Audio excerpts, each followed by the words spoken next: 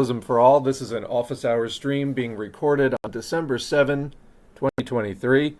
Near the end of the year here, just a few weeks remaining, and we're over at twitch.tv/socialism S4A, where I'm joined in the chat with by 42 viewers.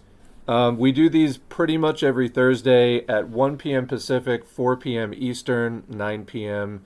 UTC GMT. Actually, I don't know if UTC and GMT are the same all the time, but we'll stick with the UTC for now, and that is 9 p.m. So anyway, yeah, these are pretty much a weekly thing. So what do we have for today? This being an office hour stream, I don't have really a lot that I want to do off the bat as far as clipped articles and things. There's a few things that I want to mention. Otherwise, this is up to the viewers and people in the chat to come up with whatever kind of questions and discussion topics that they want to do. And yeah, last week bonus food talk was excellent. So people who've been listening to these streams for a while know that I've been talking about doing a Cookin with S4A stream, Cookin with S4A segment of some kind. And I think I just figured out last week how to do it. We've been kind of theorizing it for a while. I think I'm just going to do an extra stream certain weeks, and we'll do those live. So that's how we're going to do Cookin with S4A. I don't think, at least at first, I'm going to do any actual, cooking stuff actually on screen. But what that is going to be, somebody was asking in the Patreon, what is Cookin with S4A? So we've been doing kind of food-related talk for a while, and this is an important thing, I think, for people to know. For me, when I always kind of had an interest in food and cooking kind of my whole life, and then when I got out on my own, learning to cook and do cheap, healthy stuff that tasted good, that was huge for being able to live on a budget and contributed to my being able to not go into like huge amounts of debt and just manage finances within a proletarian framework of sort of barely subsisting. But it gave me an edge as far as just being able to make the most out of my food budget. And I think that that's key. And you can definitely also keep yourself healthier. There's certain pillars of your health. Diet is one of them. Exercise or activity is another. Not everybody can exercise to like the same degree, but activity rather than just being purely sedentary of some kind. Everybody usually can do some kind of activity, unless you have like real severe paralysis or something. But everybody can do some kind of activity for the most part, and just keeping yourself in the best kind of shape that you can. Sleep is another pillar of your health. So, these kind of certain things. Diet is one that does require consumables. There's like a certain material input that you need there. And so, yeah, Cookin with S4A will be kind of a political economy of food. I'll basically be taking one ingredient per week, and we'll start with some staples like grains, wheat, barley, rice, oat, stuff like that, corn. Going through the kind of staple grains that can be molded and shaped into many different things. Wheat can be turned into flour. Flour can be turned into bread or noodles or, different things. And also, what's the history of it? When was it domesticated? What is the role, the political economy, the role of that foodstuff in the world economy today? Where is it produced? What countries import it? What countries export it? What's the sort of, again, political history of that food? And then how do you use it? We'll do some recipe stuff as well. Again, I don't think I'll be able to do live cooking segments, at least at first, but we can, go on the informational side with that. So that's going to be just an additional stream. We'll do it live, but it's going to take me a while to put together the whole presentation and write up all the research for it, because, yeah, that's something I don't want to bullshit. I want to put together some actually decent presentations. I mean, not that I bullshit things in general, but that's something, I'd actually like to put together a nice report. I follow the rule of if I don't know something, I say I don't know it. That'll be something where it's not just sort of off the cuff, but I will make sure to put together a lot of interesting stuff ahead of time. So, yeah, sometimes we can just clip an article and then I can read it and we can riff off of sort of what's in my knowledge base and what's in the chat's knowledge base as far as like working knowledge, and talk about other tie-ins and give references. This is something that I'll want to do a fair amount of research for per show. So it probably won't be every week, but anyway, that'll be some extra streams. That's how we're going to do Cookin with S4A. So finally figured that out, because we did, at the end of last week's stream, talk about food-related topics for like an hour and a half. And I was like, I could do that. I came away from that feeling pretty upbeat, actually. It was nice to talk about something other than like the most depressing stuff in the universe. Like just intense political struggle and wars and things like that. So, it was nice to talk about another important topic, but one that, is just a little less scary. Everybody likes food for the most part. Some people do have certain psychological, behavioral challenges with like eating disorders and things. But aside from that, I mean, food is a social thing. People eat together, and it tends to be a uniting thing. So, and somebody's saying I'm cooking dinner while listening right now, actually. Excellent. Yeah, food tends to bring people together. So anyway, that will be an additional feature that will be popping up on the channel soon. And like I said, we'll go through different foods, emphasis on vegetarian cooking, and also go into herbs and spices, both culinary and things that might end up more in a tea for kind of more health promotion or medicinal purposes. I think that stuff's really interesting. So, all right, that is the Cookin with S4A announcement for this stream. Let's see what else I've got. Well, while we're talking about health, actually, let's do our BioBot update. So, bit of a U-turn here, 180 degrees. Some still health-related stuff, but not really good or happy news. There is a big spike of COVID going on right now. If you see this chart on the screen, or screenshot with two charts, is from BioBot. They do wastewater tracking, biobot.io/data, biobot.io. And so the top chart, the one that's in blue, that is the SARS-2 wastewater data. Basically, wastewater in the U.S. is monitored for all kinds of different substances, including viral particles. So when you get sick, the virus multiplies in your body using your cell's own mechanisms to reproduce it. And then your body excretes, pieces of virus, basically, which can then be detected in the wastewater. Now, the top chart is the entire pandemic going back to early 2020. And what you can see on the right side is where we are now. There is a near vertical spike of growth of SARS coronavirus 2 circulation, of course, the virus that causes COVID-19. We are at the highest point of spread since last winter, roughly, since about, looks like January.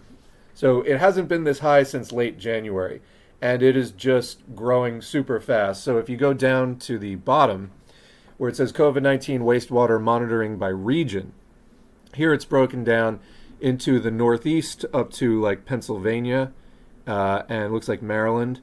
And then the Southeast, basically Texas up to West Virginia, and Virginia down to Florida. Then the Midwest, everything from Ohio over to Nebraska, the Dakotas, that kind of turf. And then the West, everything from the mountain states over to the West Coast, and Alaska and Hawaii. So what we see is that the Midwest and the Northeast are sharply rising. Actually, both of those regions are now over 1,000 copies of virus per milliliter. That is really bad. So I basically say by the time you're at 750 or 800, your area's in a surge. Over 1,000 is really, really significant. So if you go back up to the top, that averages those four together. And as you can see, it's like around 750 or 800 for the national average. That's because the West and the Southeast are also experiencing growth, but slower growth. But the comparatively colder, more indoor air Midwest and Northeast regions are, it's definitely not, like it might be 70 degrees in Texas and Florida. It definitely isn't in, Pennsylvania, New York, and so on. So Consequently, there are huge spikes in the Midwest and Northeast. Northeast just clearing 1,000, and the Midwest around 1,250. So that's really, and showing no signs of slowing down yet. So I happen to know a couple of people personally getting COVID, getting really sick. And what we have to remind people is the risk of COVID is not just that you're going to catch it and die. That's, of course, a risk, but there is whole body damage that you can sustain with each infection of COVID. Every time you get it, the odds go up, whether it's kidney damage, cardiovascular damage, blood clotting related issues, pulmonary or lung damage, fatigue, diabetes, so pancreatic damage, mental health. COVID, because it infects your brain, can directly cause anxiety and depression and other mood disorders. Neurological issues like nerve dysfunction, also cognitive dysfunction, so you can have trouble thinking, remembering, and executive functioning, so tasks related to goal-based activity and planning and delayed gratification, things like that. Also musculoskeletal problems and GI or digestive problems. So there's a whole range of things. When you get infected with SARS-2, it'll infect pretty much any tissue in your body that has ACE2 receptors. That's basically all your major organs.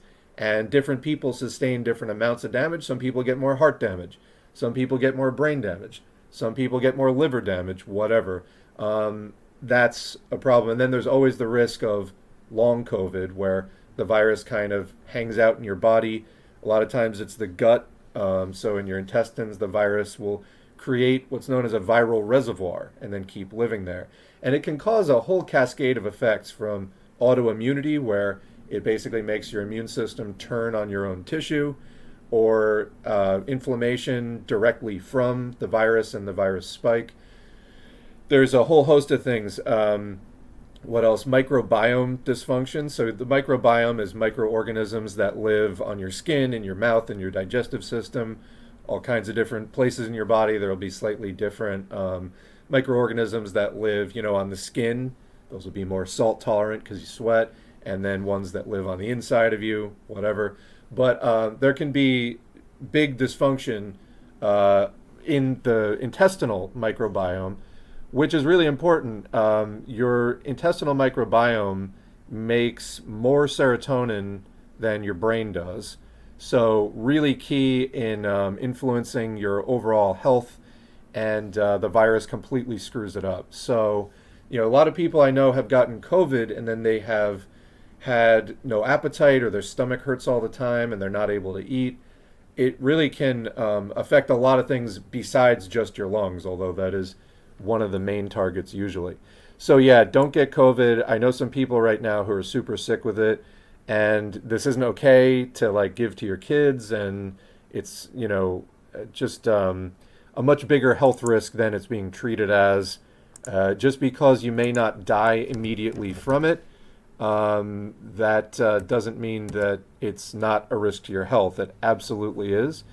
And we didn't even mention immune dysfunction. So COVID, or SARS coronavirus 2, is one of the only, go back to the BioBot screen, it's one of the only viruses that attacks and kills T cells. So in your immune system, you have B cells and T cells. These are kind of the two main pillars of your immune system. So the SARS-2 virus will attack and kill T cells. The only other virus that does that is HIV. They don't do it to the same extent, and they don't do it, in exactly the same way.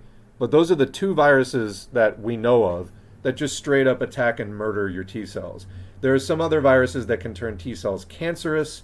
Again, those are not real common. And in general, viruses that target T cells in some kind of lethal or potentially lethal way are few and far between. SARS-2 is one of them. Don't get this thing. Mask up. So plan A is your mask. In N95 we trust. Make sure you got a tight seal around your face.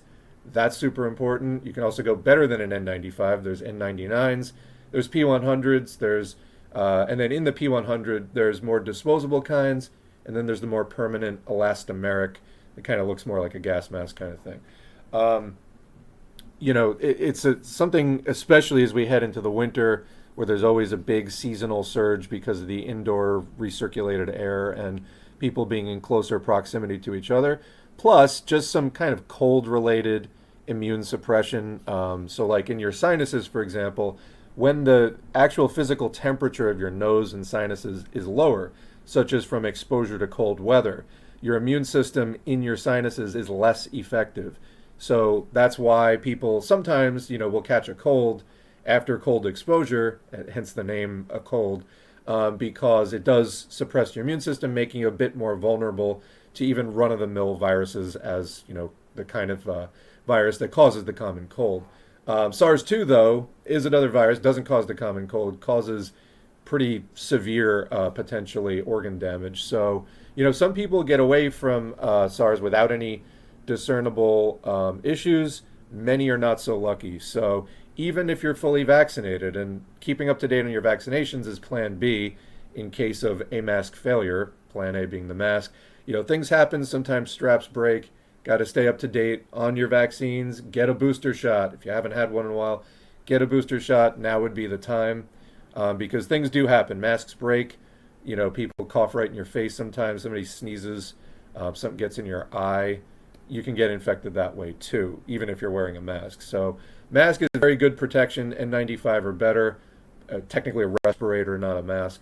But then stay up to date on your vaccines as well, just in case. And again, check out the booster shots.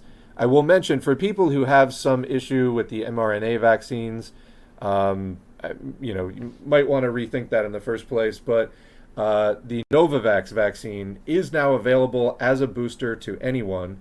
For a long time, it was not approved as a second booster, but the Novavax vaccine is supposed to be pretty good from everything I've read, and it's also not an mRNA vaccine. So for people who have some issue with the mRNA vaccine, there is Novavax as well, which is, I think, just supposed to be a pretty good vaccine in general. So get a booster shot and make sure that you come through this winter with minimal biological damage. All right. This concludes our COVID PSA from S4A. There we go. All right, what else is on the announcements pile here? Two things, I think. So we've been talking a lot about the coming housing crash and just putting the Federal Reserve's this chart. This is the S&P Case-Shiller U.S. National Home Price Index. So this is house prices. And as you can see, since the pandemic, I mean, the prices were going up since 2012. There was a big crash, of course, in 2008 through 2010. 2011, it kept dropping. 2012, it bottomed out. And then it's been climbing since then. And we're now in a bubble. Even this chart is not adjusted for inflation, but even if you adjust it for inflation, we're still in a bigger bubble now, bubble being overvaluation, prices being higher than they really should be compared to historical averages and long-term metrics of sustainability like price to income ratio. What can people actually afford, in other words? And there's a bunch of ways to measure that, but by any standard, we're in a bubble. Technically, you can't prove it was a bubble until it pops, but after experiencing a number of different bubbles now, people are getting more savvy about, we're in just runaway prices and it's going to pop at some point.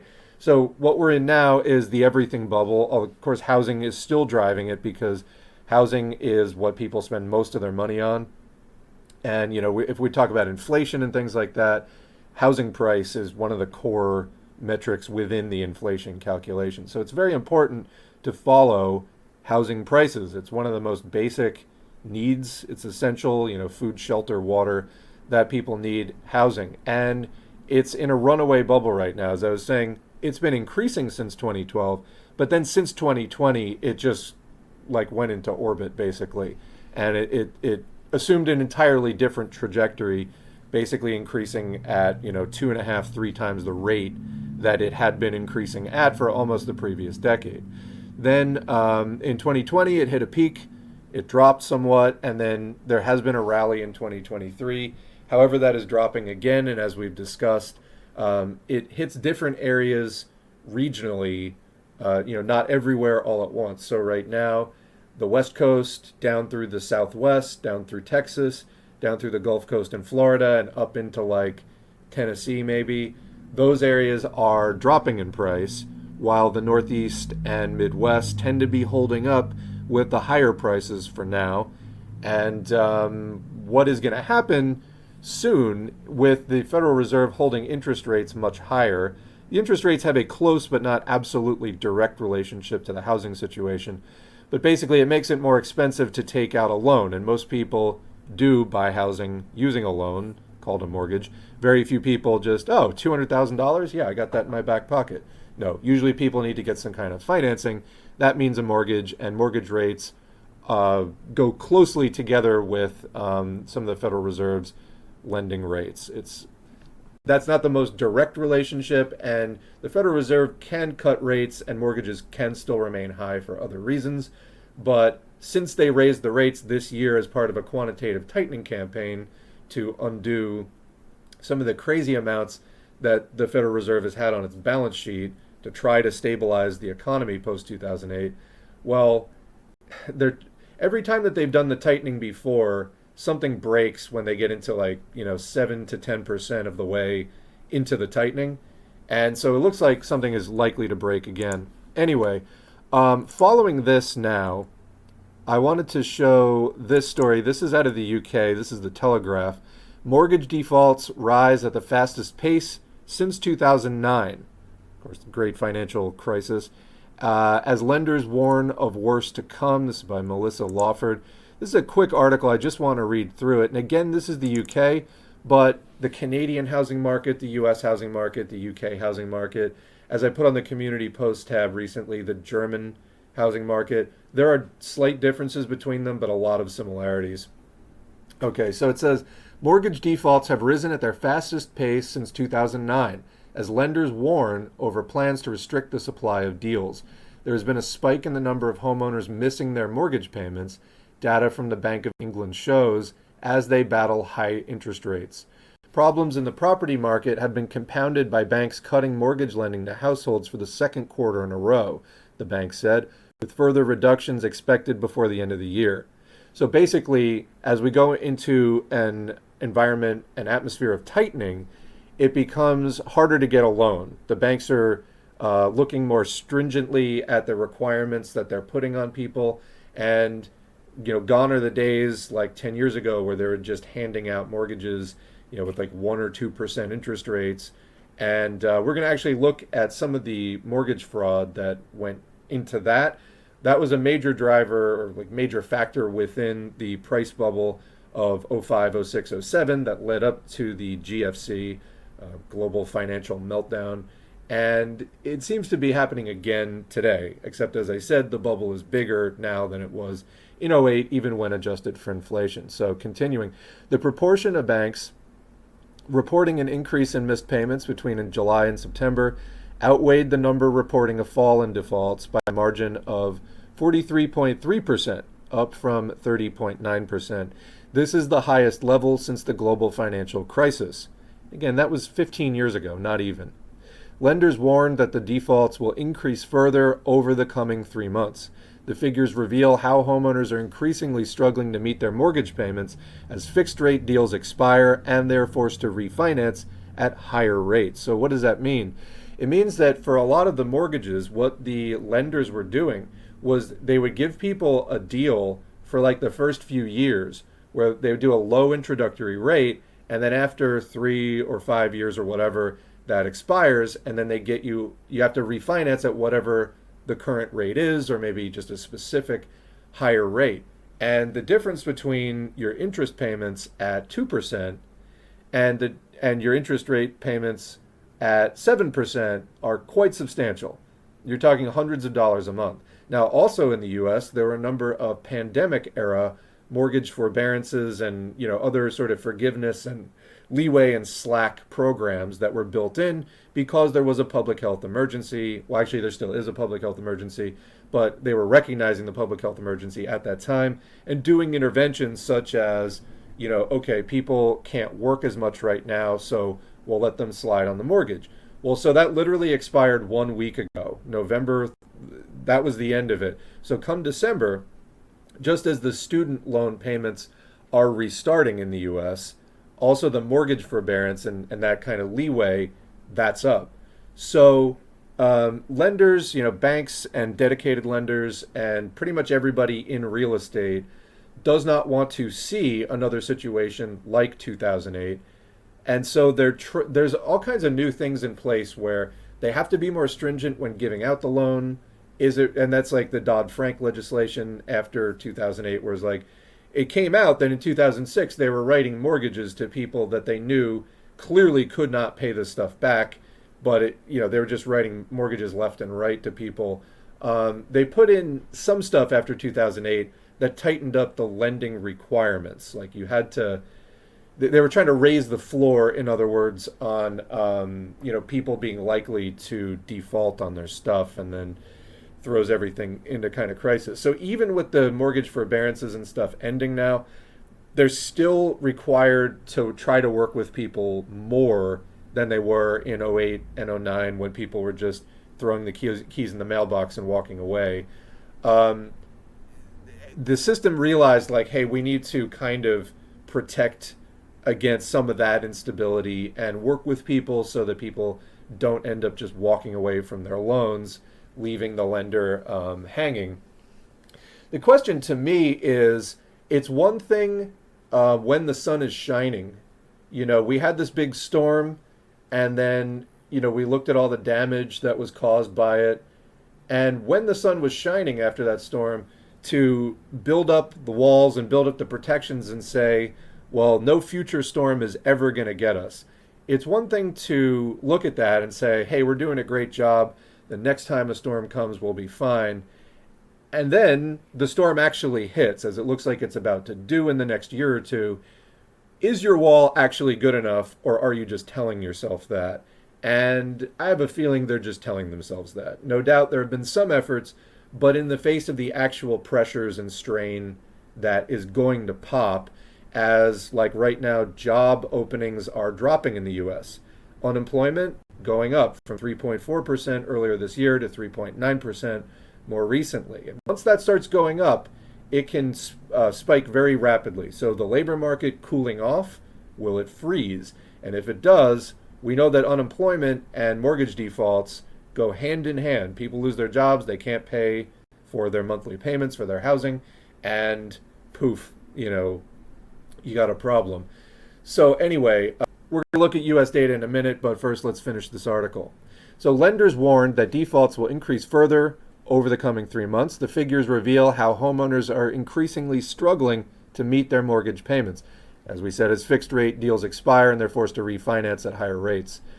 A growing number of banks are reporting losses because of missed mortgage payments. While existing homeowners struggled, buyer demand for new mortgages also fell sharply between June and September as the summer increase in mortgage rates hit buyers' borrowing power. So again, when we say that this is a global system, I mean, it's the exact same stuff that's happening in the US right now. Imperialism, advanced capitalism is a global system, and you see this. It gets, as this, the shining light of imperialism gets refracted through each national prism, it gets expressed a little bit differently, but it has the same overall characteristics of the rising rates after this period of inflation, fueled in part by the extremely low interest rates that all of the countries that are big players in the system had to do to rebuild after the GFC in '08 to 2011 or so. All right, the net balance of lenders reporting a fall in demand for secured loans to households plunged to negative 55%, a major swing from the positive reading of 52.7 in the previous quarter. So again, sometimes when these things happen, the change can be really swift and severe, as we were saying about unemployment. Lenders warned that demand would continue to fall over the coming 3 months. Mortgage rates fell through the spring, but soared during the summer after fears that the Bank of England could take further action to tame inflation. Between late May and the end of July, the average rate on a 2-year fix jumped from 5.33% to 6.86%, according to Money Facts. And that might not sound like a lot, but it can mean hundreds of dollars a month to somebody, depending on what the base that you're, the principal that you're paying on. Rates have since cooled to 6.38%, exactly what has happened in the US, but this is still more than double the 2.38% rate that a buyer could secure on a 2-year fix 2 years ago. So rapidly changing conditions there. The difference is an extra £450 a month on a typical £200 loan. So there you go. As I was saying, hundreds of dollars a month. And the 5.33 to 6.86, or even to 6.38, that could be, the equivalent of like $200, depending on what you're paying. But if you're going from 2.5% to like 6.5%, yeah, you're talking about $500-600 possibly. So, and that's every month. So I mean, and then in the U.S., add in the student loan payments restarting at the exact same time, and just the general, pain of a lot of people feel pressure to do holiday spending, and also just, groceries and things like that. The prices have gone way up. Ashley Webb, UK economist at Capital Economics, said, quote, "Our forecast that mortgage rates will stay above 5% until late 2024 suggests that the weakness in bank lending will weigh more heavily on real activity in the coming quarters," unquote. And that's a key point, because it's one thing for the central bank to raise rates. It takes a little bit of time for the effects of that to filter down to the average proletarian, the average consumer, as they say. And now, it's been 5-6 months since we've gotten into this territory in the US. It is hitting consumers where people are not spending. You may have seen the stories about how Black Friday this year was kind of a bust. And yes, people were doing more shopping online rather than in person, but people have kind of run out of money. And that's what even like the Federal Reserve in the United States is noting, is that pandemic era, again, when they were recognizing the pandemic, not as we just saw, SARS-2 is still circulating in really significant numbers, but pandemic era, quote unquote, cash surpluses that people built up because they were being paid to stay home, and they just didn't have as many opportunities to spend that money on, vacations or whatever else. They kind of saved up maybe a couple extra $10,000, some people, at least people who don't, or have any kind of savings at all. Right now, the rate that people are saving at is one of the lowest things, of all time. We're at a time right now, I really want to stress this, of record highs and record lows in almost everything. We're at a really extreme point. Something big is going to really break soon, like in the next year or two. So consumers feeling this stuff, it takes a little bit of time before people, when faced with higher prices, run out of their savings or so on. But people are starting to feel it now. And as we go into 2024, and there's also the issue that we've talked about before of corporate bonds, corporations having to refinance their debt. There's a ton of corporate debt, twice as much as there was in 2023, coming due in 2024. So these corporations now are going to have to refinance at much higher rates, and that leaves them a few options. They can either just pay off the debt if they have the cash, or they may have to start laying people off and doing right sizing, tightening up their expenses. And labor is an expense to a corporation. What does that mean? It means more unemployment. And so we're right on the precipice of a pretty big event. Now that the rates are higher, this more restrictive, tightened environment, and we're getting to the point now, because it has been a few months, where people start feeling it. So coming off of that, I want to go into, this is an article from the Federal Reserve Bank of Philadelphia Consumer Finance Mortgage Markets Department, and it's titled Owner-Occupancy Fraud and Mortgage Performance. This is by Ronell Ilol, Aaron Payne, and Sebastian Tilson, and this is back from January. So they do ongoing research into the economy. This is almost more of like a criminology type paper in the economic realm. But the quick summary there is occupancy fraud has been suggested as a contributor to the housing bubble. We show it was pervasive and remains present. Fraudulent investors accounted for an outsized share of defaults in the bust, they're talking about the great financial crash, and pose a risk should prices decline. So again, this was at the beginning of the year, while there was still kind of a rally in front of the economy. Now that rally is probably gone.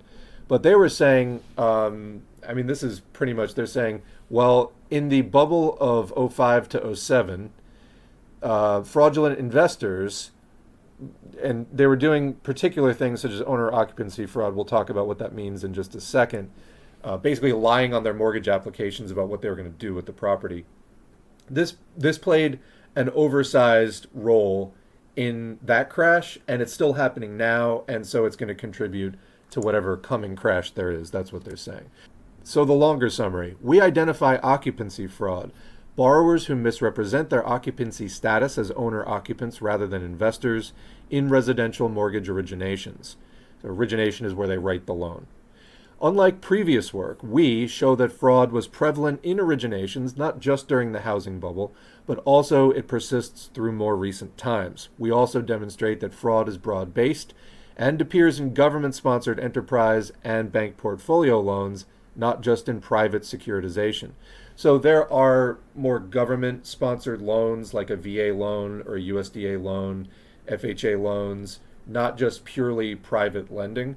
So yeah, these fraudulent borrowers make up 1/3 of the effective investor population. Wow. Fraudulent borrowers make up 1/3 of the effective investor population, according to their research. Occupancy fraud allows riskier borrowers to obtain credit at lower interest rates than they really should. So in other words, if they put down non-fraudulent, accurate financial information on their application, they would have shown up as riskier, and the lender would have given them a higher interest rate because there's a greater chance that they would not pay the loan. Hence, when they go to sell that mortgage, because you got to understand, mortgages are sold, they're traded around. And if you have a bundle of mortgages there that you want to sell to somebody else as a cash flow revenue stream, that people often sell at discounted rates, and then there's a profit. It's basically the trade-off of, you're paying a certain amount to get that money now, and then the other person gets a higher amount of revenue over time, but they don't get to use that money now. Anyway, so you've got a mortgage there that is riskier. If you're trying to sell that to somebody, you've got to have a higher interest rate on it in order to be able to sell that. So anyway, these fraudulent borrowers perform substantially worse than similar declared investors, defaulting at a 75% higher rate. So the ones that do the fraud, their rate is 75% higher in terms of them being more likely to default, the whole thing ends up being a bust. Their defaults are also likelier to be strategic, suggesting that they pose a risk in the face of declining house prices. So what does that mean, likelier to be strategic? Well, they're getting into it not to live in these houses, but to build a portfolio, maybe to use them as rentals, maybe they're flips. It depends. There's different things you can do as a housing investor. But when the house prices start to fall, they will default strategically, meaning it's cheaper to them to dump the property through a default than it is to hang on to it and try to work through the declining house price. And so this is an issue right now. 23% of people in the U.S. are underwater currently, or they have negative equity. What that means is that they bought a property at, let's say, $300,000, and that's what the mortgage was written for. But now the value of the property has come down to, let's say, $250,000. So that means that they can't walk away from it. If they tried to sell it, they would have to come up with additional money just to cover the loan that they took out. Or in other words, if they sold it at the new rate that it's worth, or the new value that it's worth, they wouldn't be able to cover the loan that they took out. So they're kind of stuck with it. So this is a growing issue. And again, this happened in the last bubble as well. We seem to be hitting the top of the real estate market. And there's still a lot of people that say, oh no, this isn't somehow, even though capitalism always works this way, it's not a bubble, or it's not even a top. It's just going to stay here and keep going up forever because of supply. Now, supply is tight for sure, but part of the reason supply is tight is investors are sitting on a tremendous amount of vacant properties. And then there's also people who are in housing they're not going to be able to afford in a couple of years because of unemployment going up. So that's going to mean forced selling, which is really a bad thing. It means people losing their housing. that are living in it, and they need somewhere to live. But then, how you would want to actually relieve this issue of supply and inventory is make the investors dump those properties. So the investors will start dumping them, and in fact they are, as values start to come down, and they also can, if they basically liquidate the property and then put that cash into something else that has a higher return, they're going to start doing that. And in fact, they have started doing that. So we're at the tail end of a huge bubble. And I keep watching this. I read a lot of news about this, and I've been watching it from week to week because there's a lot of stuff happening in this area right now. All right, let's continue with this article. So we'll just read the first page here and then the bit at the end to see what they're talking about, where they're coming from. So, introduction. Policymakers and the popular press have cited anecdotal evidence to suggest that one of the contributing causes of the housing bubble was pervasive mortgage fraud. And they cite down there at the bottom the Financial Crisis Inquiry Commission's 2011 Financial Crisis Inquiry Report. So that was an official finding. Academic work has also verified the existence of mortgage fraud during the housing bubble along several dimensions. Those dimensions include occupancy fraud, inflated prices, unreported second liens, and income misstatement. We discuss the literature in the following section. In this paper, we use a matched credit bureau and mortgage data set to study occupancy fraud, which occurs when mortgage borrowers claim on a new purchase mortgage application that they will be the owner-occupants of the property, but do not move from their old address, and consequently they hold multiple first liens, as recorded in the credit bureau data. We argue that the fraudulent purchasers that we identify are very likely to be investors, and that accounting for fraud increases the size of the effective investor population by nearly 50%. So in other words, it's people going to the lender and saying, give me a certain deal that you would give to owner-occupants, because I'm going to go to this property and I'm going to inhabit it. I'm going to reside in this property. I do have a current property, but I'm going to move out of that. But then they never move out of it. And then they're just the owner of a second property, which they use as a rental or whatever. And they're not allowed to do this. So, and you can see a footnote there. This entails not renting out the property and not intending to sell the property quickly. That's with regard to their old property. So, yeah, they're like, oh, I'm going to be an owner-occupant. And then they're just not. They stay in their first residence that they already owned.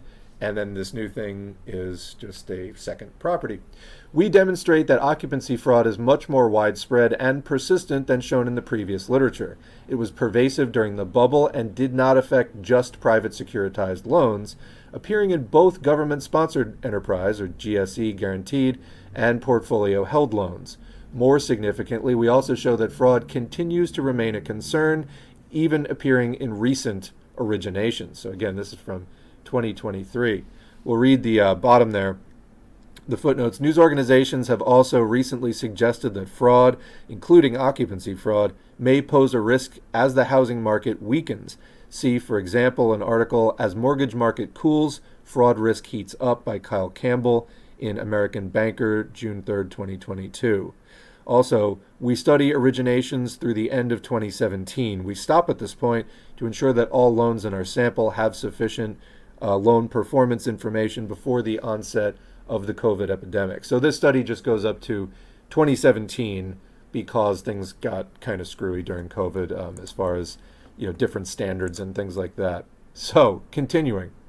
An important benefit for those undertaking investor fraud was obtaining loan terms that they could not have obtained based on observables or based on the financial data that they put down by declaring themselves as investors, such as higher LTVs, loan to values, and lower interest rates. Fraudulent loans are also riskier. Even after controlling for available characteristics, they perform substantially worse, defaulting at nearly twice the rate of similar declared investors. So there's a lot of people, like I said, trying to say, if there is like a downturn, it's not going to be like '08. People aren't just going to walk away from them. Well, a lot of people still are. So we also show that fraudulent investors are more strategic in their default decisions, further highlighting their risk in the face of declining prices. Our results support the hypothesis that these borrowers undertook fraud to obtain favorable loan terms despite their higher risk. The remainder of the paper is organized as follows, yada yada. Let's skip to the conclusion. in which they state, we identify widespread occupancy fraud. This is like a 40-page study, by the way.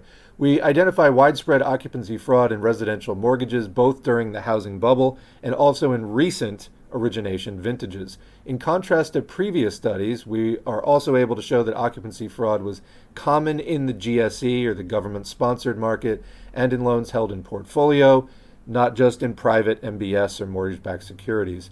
We find that mortgage borrowers who misrepresented their occupancy status performed worse than otherwise similar declared investors. Their default decisions are also more strategic than other borrower types. Our results are economically significant and suggest that such fraud may also pose a risk in future boom-bust cycles. One area for future research is understanding whether behavioral characteristics may help explain why some borrowers were led to speculate in housing markets through fraud. Because, plenty of people speculate in housing markets without putting down fraudulent information on their loan origination paperwork. These people were compelled to do that. Why? All right. And then just for fun, there's two maps here. This is the geography of occupancy fraud in the first bubble, 2005 to 2007. State-level mortgage occupancy fraud rate as a share, so it's proportional to the overall mortgage originations within each state. So where was it highest? California, Nevada. It's not even across the entire country is the point. Like, for example, Montana had a much lower proportion of fraud, and some of the other states like New York, New Jersey, Florida had higher rates, higher proportion was fraudulent. So that was in 2005 to 2007. Now, engage your visual memory here. I'm going to put up another chart that shows more recently.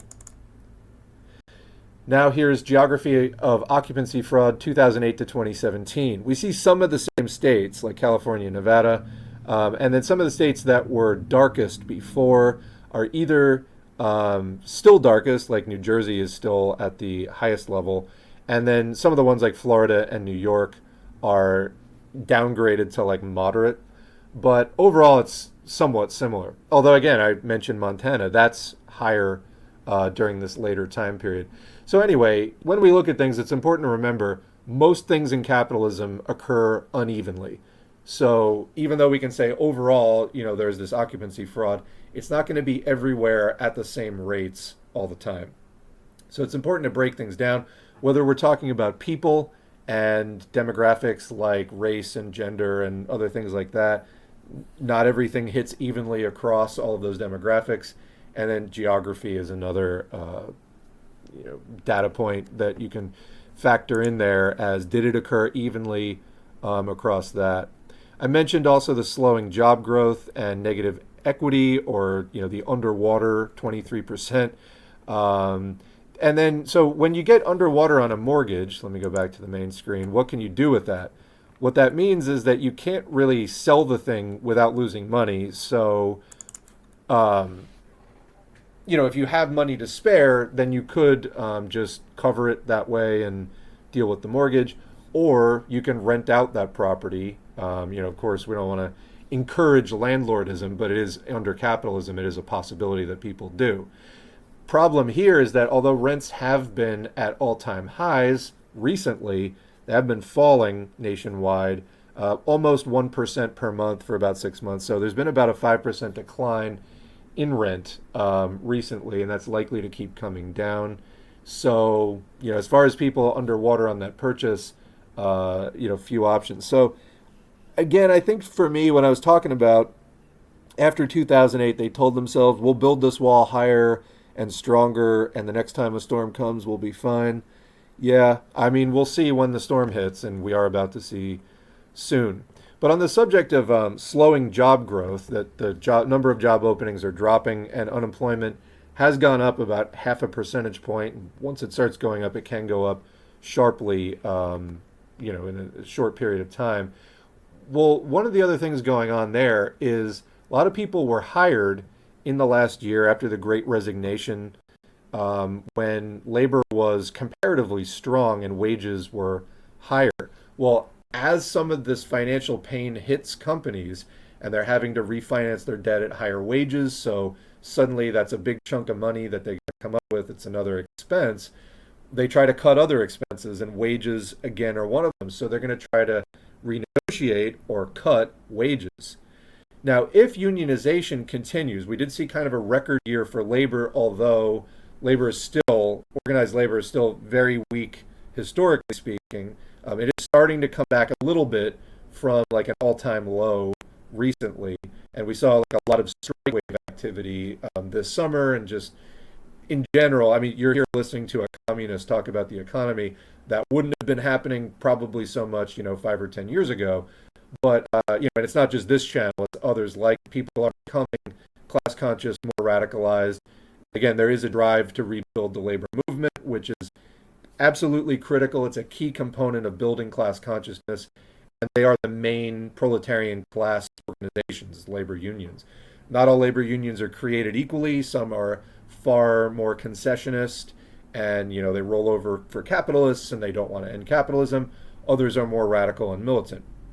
Anyway, but if unionization continues and there's a strong push for workers to combine together and defend the higher wages that they got in the last couple of years, then that can put the pressure on the companies put the hurt on them in an even bigger way, where they're going to have to sell off assets. If they can't cut wages, if the workers prevent them from cutting wages by unionizing, striking, taking whatever industrial actions they need to take in order to say, no, we run this place, not you, well, then the company has to look somewhere else to come up with that money, and so they may end up selling off superfluous pieces of property that they own or whatever else, and that can help drive prices even lower as that forced selling and that investor sell-off continues. So again, I think we're really at an interesting time here, and if you get up to speed on this stuff, it is going to be worth it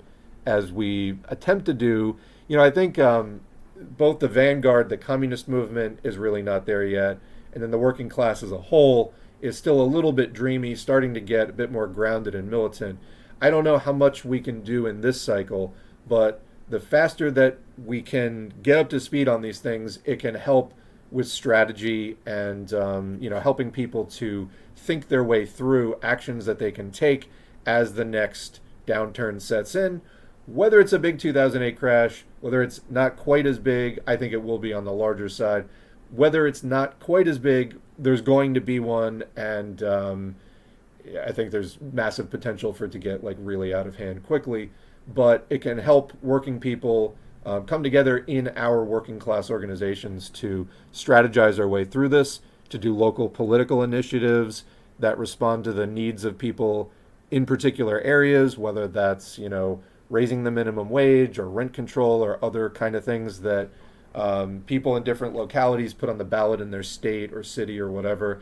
That kind of thing is going to be crucial for continuing this push. And again, everything that we can do to rebuild the labor movement is kind of the cornerstone of all of it.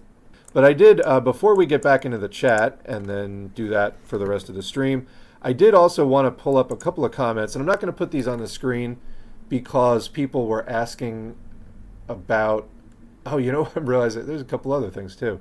Anyway, not going to put this on the screen because some people had issues that they wanted to have their info remain more private. But anyway, I got a couple of questions recently about participating in a revisionist party or more of a small Marxist-Leninist party. So again, turning to the vanguard now. So here's the first question. This one's a little bit different from that, but it's the question of joining stuff and realizing that the options aren't great right now as far as parties and organizations. And I feel your pain. This is something that I have struggled to come up with. Something, people ask me this a lot, and I've been trying to come up with something to recommend. So let me read the first one out. I have a question.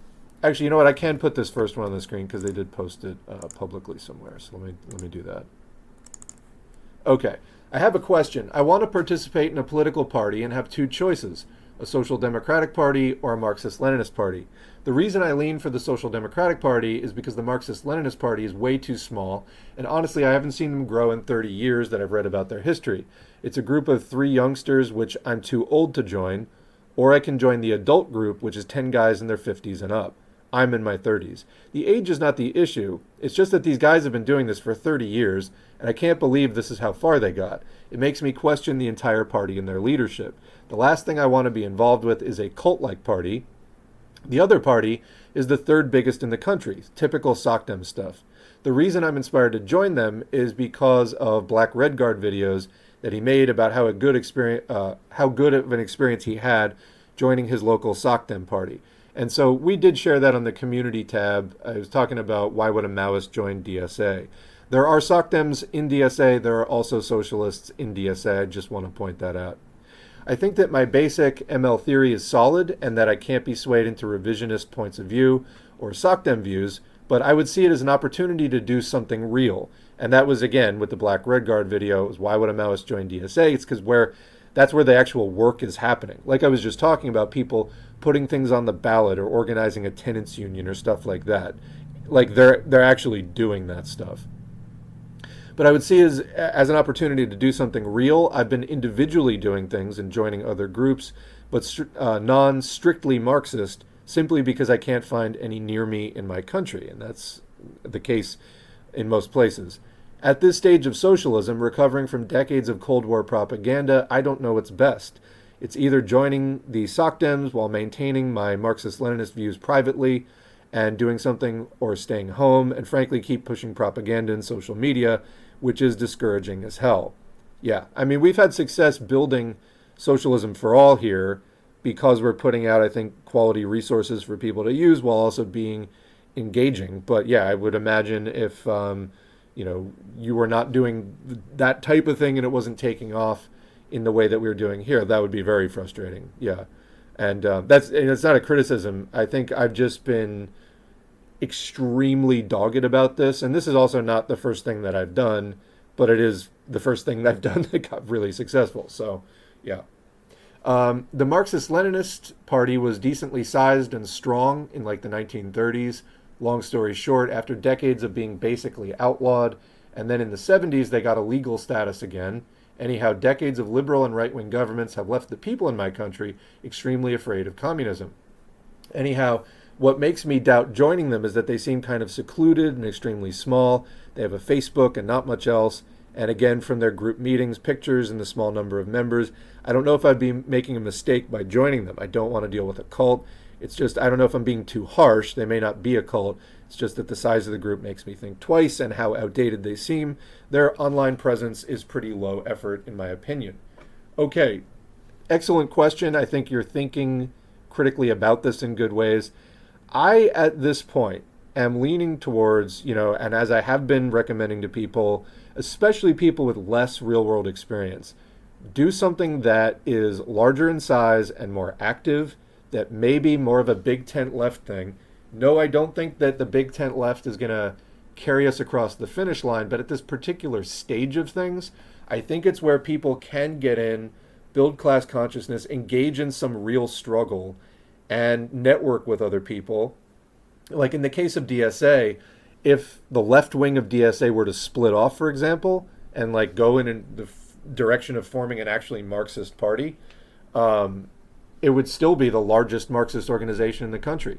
So even if you head up to that point and then eventually there's a split, where all the people that want to tail the Democratic Party go to the right and then everybody else goes to the left, you're still the largest group in the United States, and that wouldn't have been able to be built without that initial big tent stage. So that, plus I see groups like DSA doing useful work in the real world, and I can't deny that, whereas you don't see the same at this stage from the Vanguard. But this goes back to another point I like to make.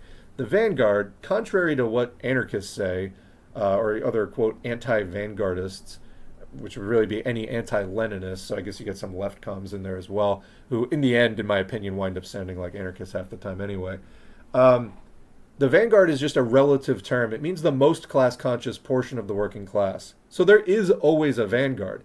It's just not necessarily very organized, and it's not necessarily, very good in general. It's not necessarily very class-conscious. It hasn't really done the studies necessarily. Or it could be. You can have a good Vanguard or a bad Vanguard. But overall, it's a reflection of where the class is and where the movement is as a whole, because it's really just the kind of head of the movement. It's a relative term for the most class conscious and most studied in history and economics and everything of the working class movement. So you can either, you have a bad movement, you're probably going to have a bad vanguard. If you have a better movement that's a lot more active, gaining class consciousness month over month, you're probably going to have a better vanguard generated out of that. And then that vanguard will realize the need to get organized as a party and a vanguard party and so on. So I do think we need to rebuild the labor movement and the left generally, get a lot more activity going, a lot of class struggle going. This will generate a better vanguard. And of course, we're trying to also directly sell people on the need to organize as a vanguard. And that's why we're doing this channel and things like that. So, there will be, my communist consciousness was generated out of, a fair amount of time of attempting different political things and being involved in labor organizing, and then reaching the conclusion that, hey, I should go read that Marxist stuff again, because it was the only thing that made any sense out of what I've read from the anarchist, the ANCOM, the libertarian, whatever. I kind of been exposed to it all, and I was like, none of the other stuff works. Let's go back to Marxism. And here we are.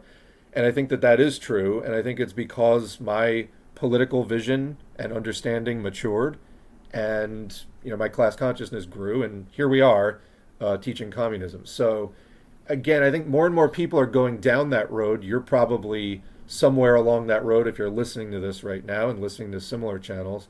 So anyway, that's kind of my take on it. It's very similar to what Black Redguard said.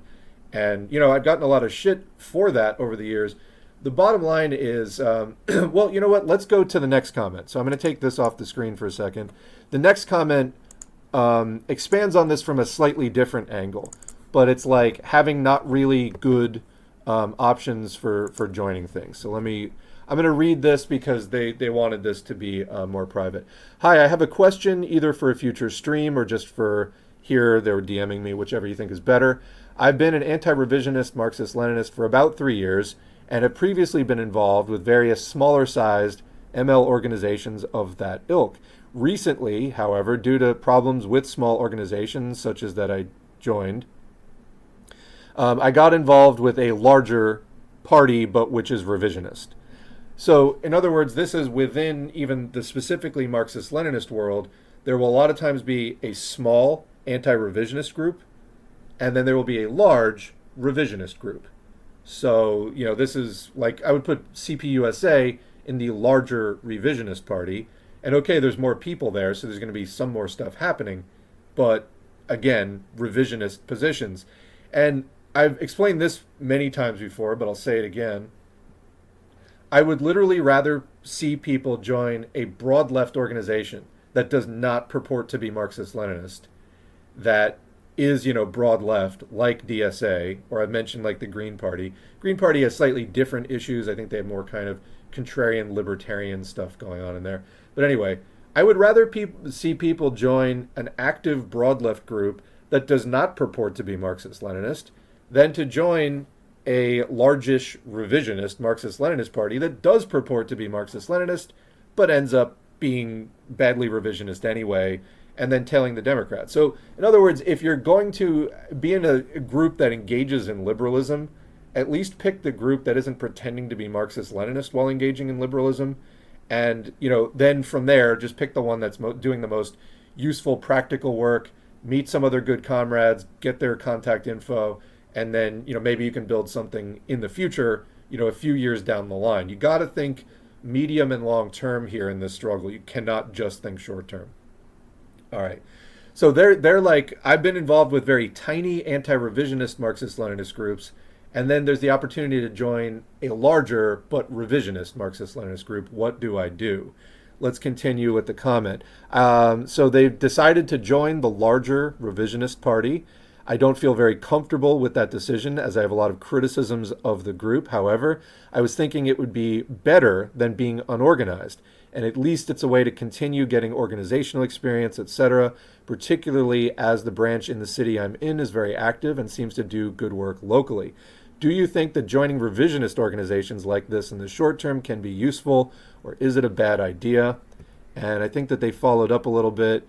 So yeah, it's like there was about 50 active members in their area of this party. However, the line of the party is awful. It focuses on electoralism and has other kinds of revisionist leanings. So yeah, we'll leave it at there to leave out identifying info.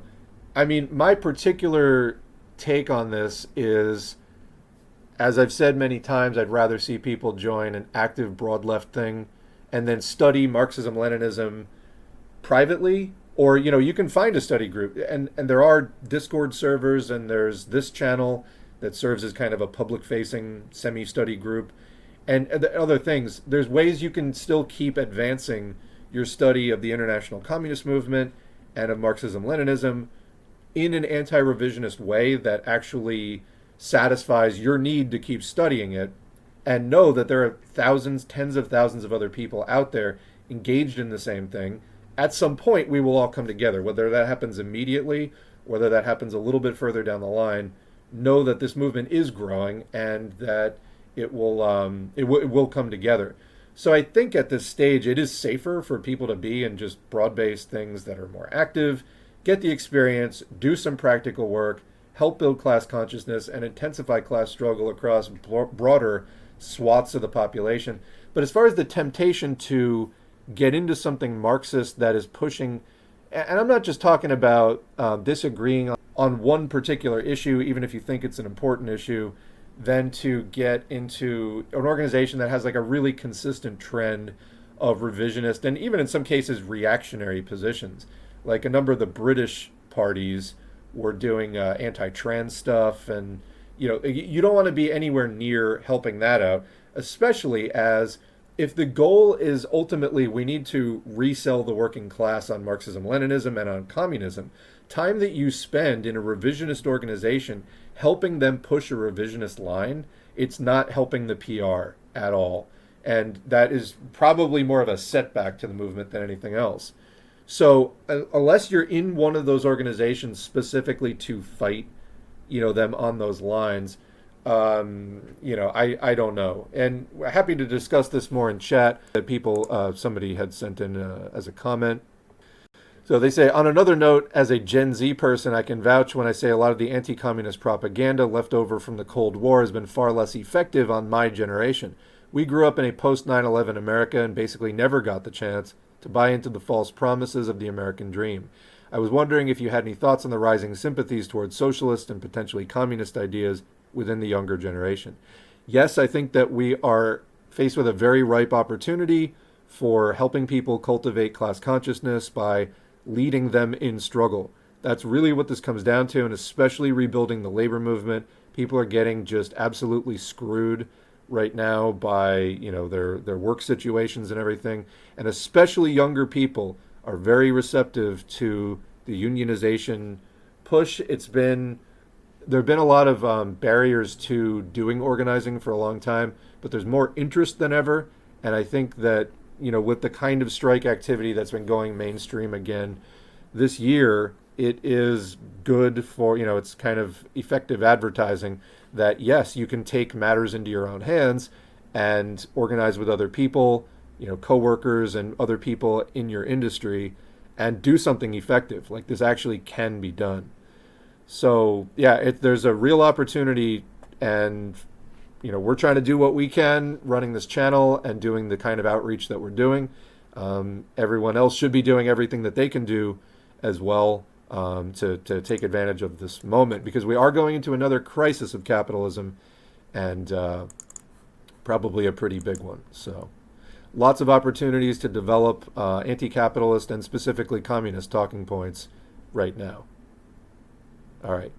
Let us thank the patrons real quick, and then we will get into the chat. So pretty much up to date, actually, patron thing on the screen. I still have to update people's colors. Blue names have been supporting for over 3 years, green names over 2 years, yellow names over 1 year. I have to update that for this month still. Patreon's a little weird about actually updating people's statuses in the first week of the month, but I can get back into that soon after this. Anyway, patreon.com/socialismforall and buymeacoffee.com/socialismforall. This channel is non-commercial and viewer-supported. We don't run ads. We don't run sponsorships. We're just viewer-supported.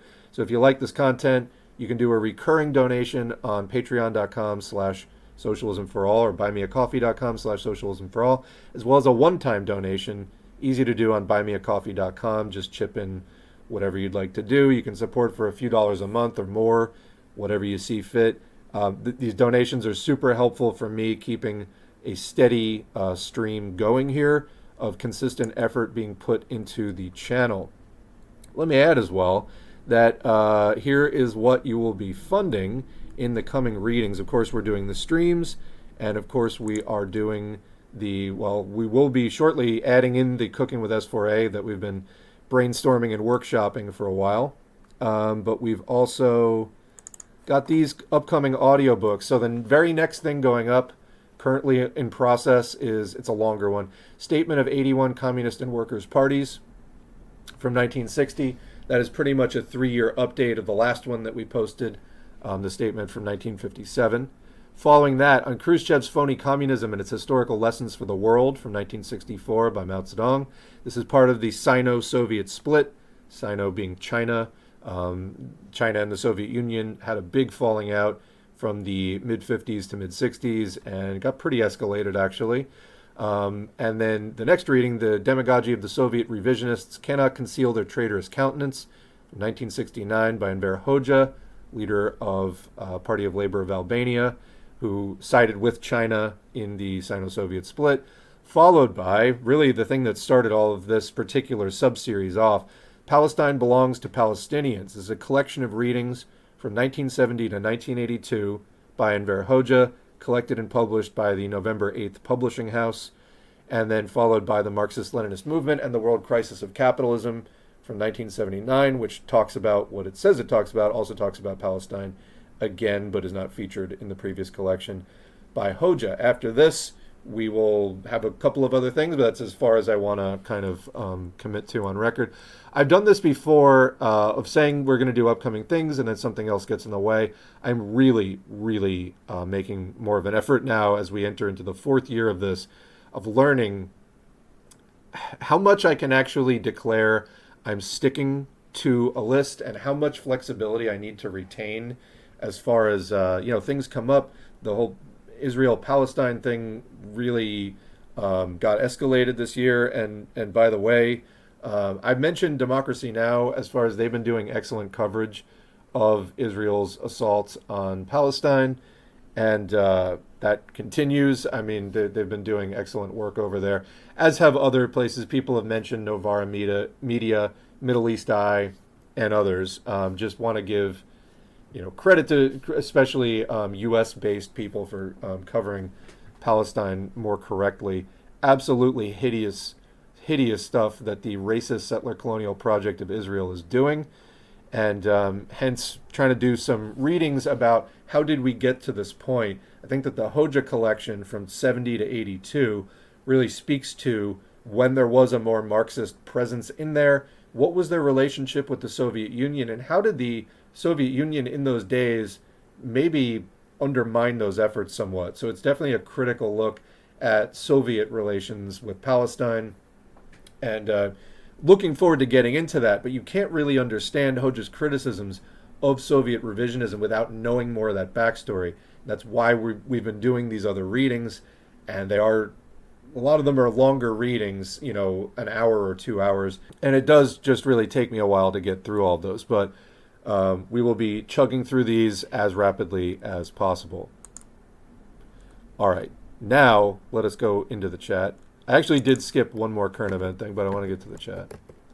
Somebody asked me about the Venezuela-Guyana situation. We'll get back to that in a minute. All right. So someone in the chat posting a lot of stuff. We talked about this last week about the right-wing government in New Zealand, and they posted a bunch of links here. I can probably share some of these on the community tab. Actually recently got more organized on sharing stuff on the community tab. It's like we're coming up to the end of the 3rd year of doing this channel. I am continually finding new ways to improve and expand what we're doing. We're now on Substack and Medium. that's coming out of doing more written stuff on the community stuff, which I couldn't fit completely into the streams. It kept spilling over every week and being frustrating. Then I started writing it, and I was like, oh, this is actually working.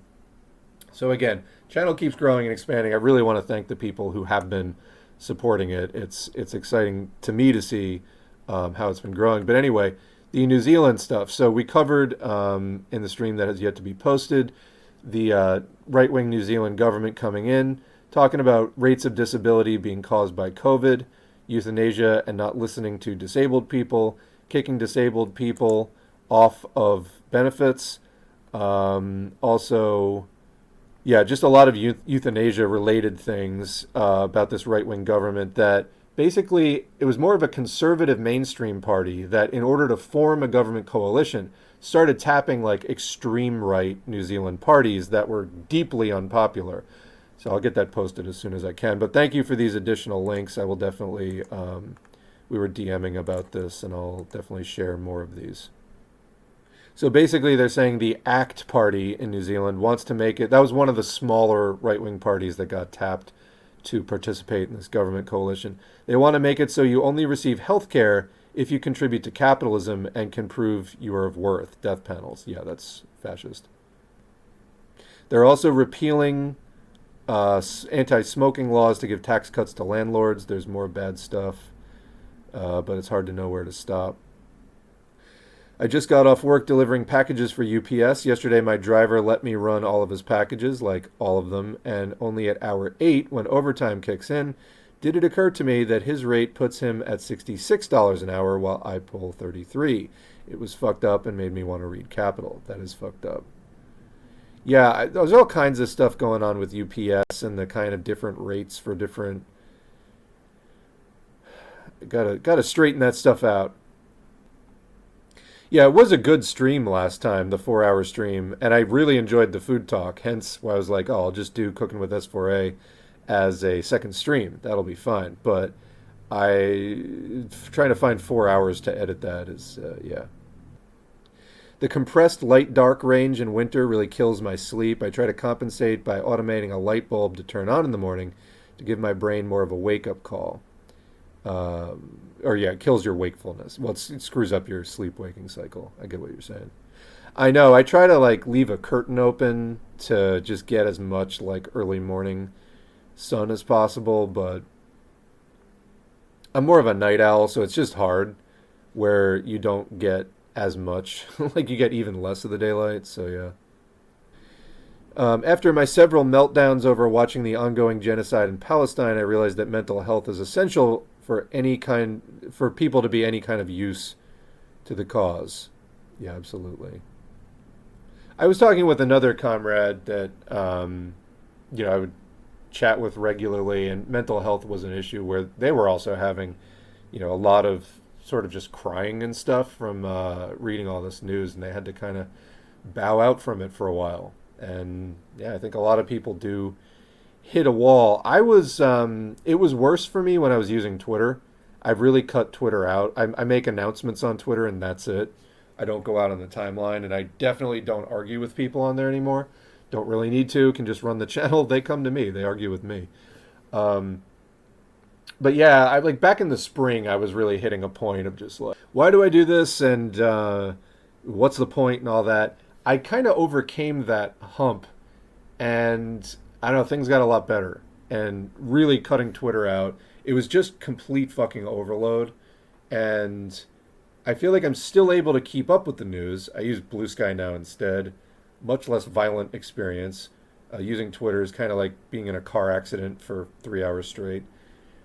Yeah, much less violent experience, much less jarring. Can still keep up to date with the news. There's Mastodon as well. And but yeah, I don't know. I guess I re-leveled out whatever the difference is, and we're proceeding apace again. Okay, so about COVID, 5 people in my close vicinity got COVID around 2 weeks ago. 2 teachers. It's freaking scary. Absolutely. Another comment. I'm having a bit of a rough one. I think I have COVID, but I have no more sick time for the year, and I can't afford to take the hit. So that is your employer. I mean, definitely wear a mask, because otherwise you're going to get everybody around you at work sick. and that's your employer contributing to the spread of COVID as well. Um, I don't know what kind of industry you work in, but like I know in the food world, if you have certain illnesses, you are not allowed to work. And yet, it's like policy now that people just have to work through COVID. So anyway, I've been losing my mind over the Palestinian genocide. It's extremely, it's horrible. And I've been following current events and the shit show for 20 years, and nothing has hit like this. Maybe it's the Marxist lens that I'm viewing it through. I've never understood the situation better, but I've also never been more upset. Yeah, the kinds of actions that we can do here are limited. Everything that you can do to put pressure on U.S. politicians to make Israel back off and stop supporting Israel, do it. Everything you can do it. A KN95 mask has kept me safe in the events industry. I'm usually the only person masked out of hundreds of workers and guests. Good for you. So yeah, I mean, N95, KN95, I find the N95s make a better seal. And for people who, I mean, if the KN95s make a better seal for you, then by all means. The difference is KN95 is a Chinese standard, N95 is a US government standard. So I have heard that there are issues with KN95s because the US doesn't regulate them. In the US, they're being counterfeit KN95s. Not because it's Chinese, but because it's a different country that isn't going to take action on that. But in the US, N95 is actually regulated by a government agency, NIOSH. So the N95s are probably less likely to be counterfeit. Plus, for me, they just fit better, so I use the N95s.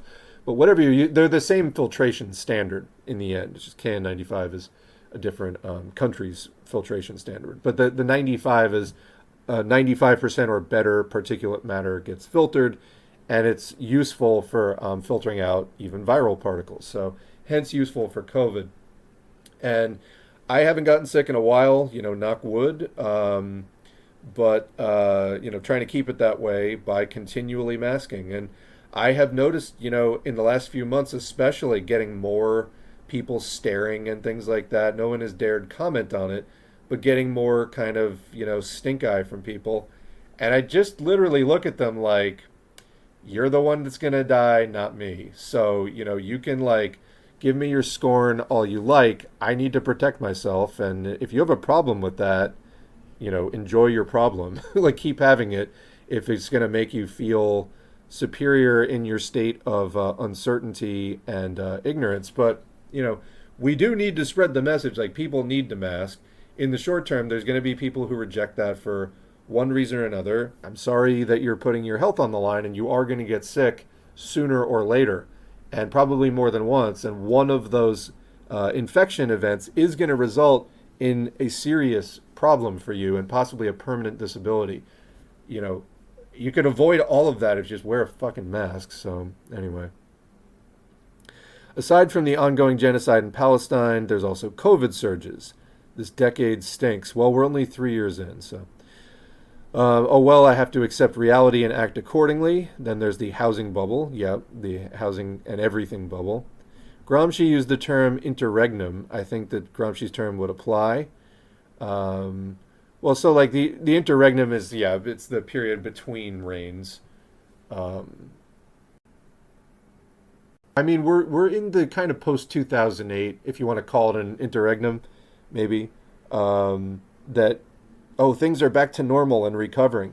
But I think that there is going to be kind of widespread panic after it crashes again, and people realize that all of those soothing messages, lies, just blatant fucking lies, that, the economy's recovering and we regulated it where this is never going to happen again. Well, if it does happen again, I think that that's very likely, then people are going to go, I can't trust anything that they say. Now, maybe they should already be on that page because I don't trust anything that they say, and that started for me around, I don't know, the mid-2000s at least. But the crisis of confidence in the existing institutions of the society we have, which is bourgeois or capitalist society, which is based on the exchange of commodities and the exploitation of the proletariat. The government is bourgeois in character. It is of and for the bourgeoisie or capitalist class. The lives off of investments basically and extracting surplus value from others. Um, that's having that crisis of confidence. People need to know where to go from that. Okay, I don't believe in what's going on now. I don't trust them. I don't want to give them my support. What do I support instead? And this is where we need to build the class consciousness and the labor movement and say, you believe in the working class and our movement, and our ideology is socialism. And that's what we need to put out there, because otherwise they just go for these fakers, the Tucker Carlsons and other people who are like, oh, the current elites just don't care enough. Give me and my faction of elites, we need better elites. That's basically like the right-wing populist thing. Oh, we need better elites that can pretend to be folksy and care about their wage slaves better. No, I mean, they're never going to do that, because capitalism just runs on its own logic of maximum return on investment, and they couldn't care about you and take better care of you really if they wanted to. So, market pressures continually force them in one direction and one direction only. So you get it from the kind of socdems, the Kyle Kalinskis. We just need to elect better Democrats. No. And then you get the Tucker Carlsons. It's like, just need better elites of some kind or another. No, we need to end the system entirely. We need a shift in which class rules society. We need to shift toward the working class. We have to build up the working class's strength and organization in order to actually do that. So, yeah. On the interest rate teaser rates, the same thing is happening with 0% APR credit card promos. Yes, and the reason that they have to really throw out these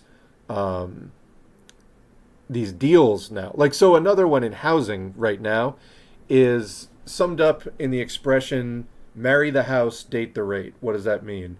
It means that you buy the house at a less than desirable interest rate, banking on the fact that you're going to refinance it at a lower rate later.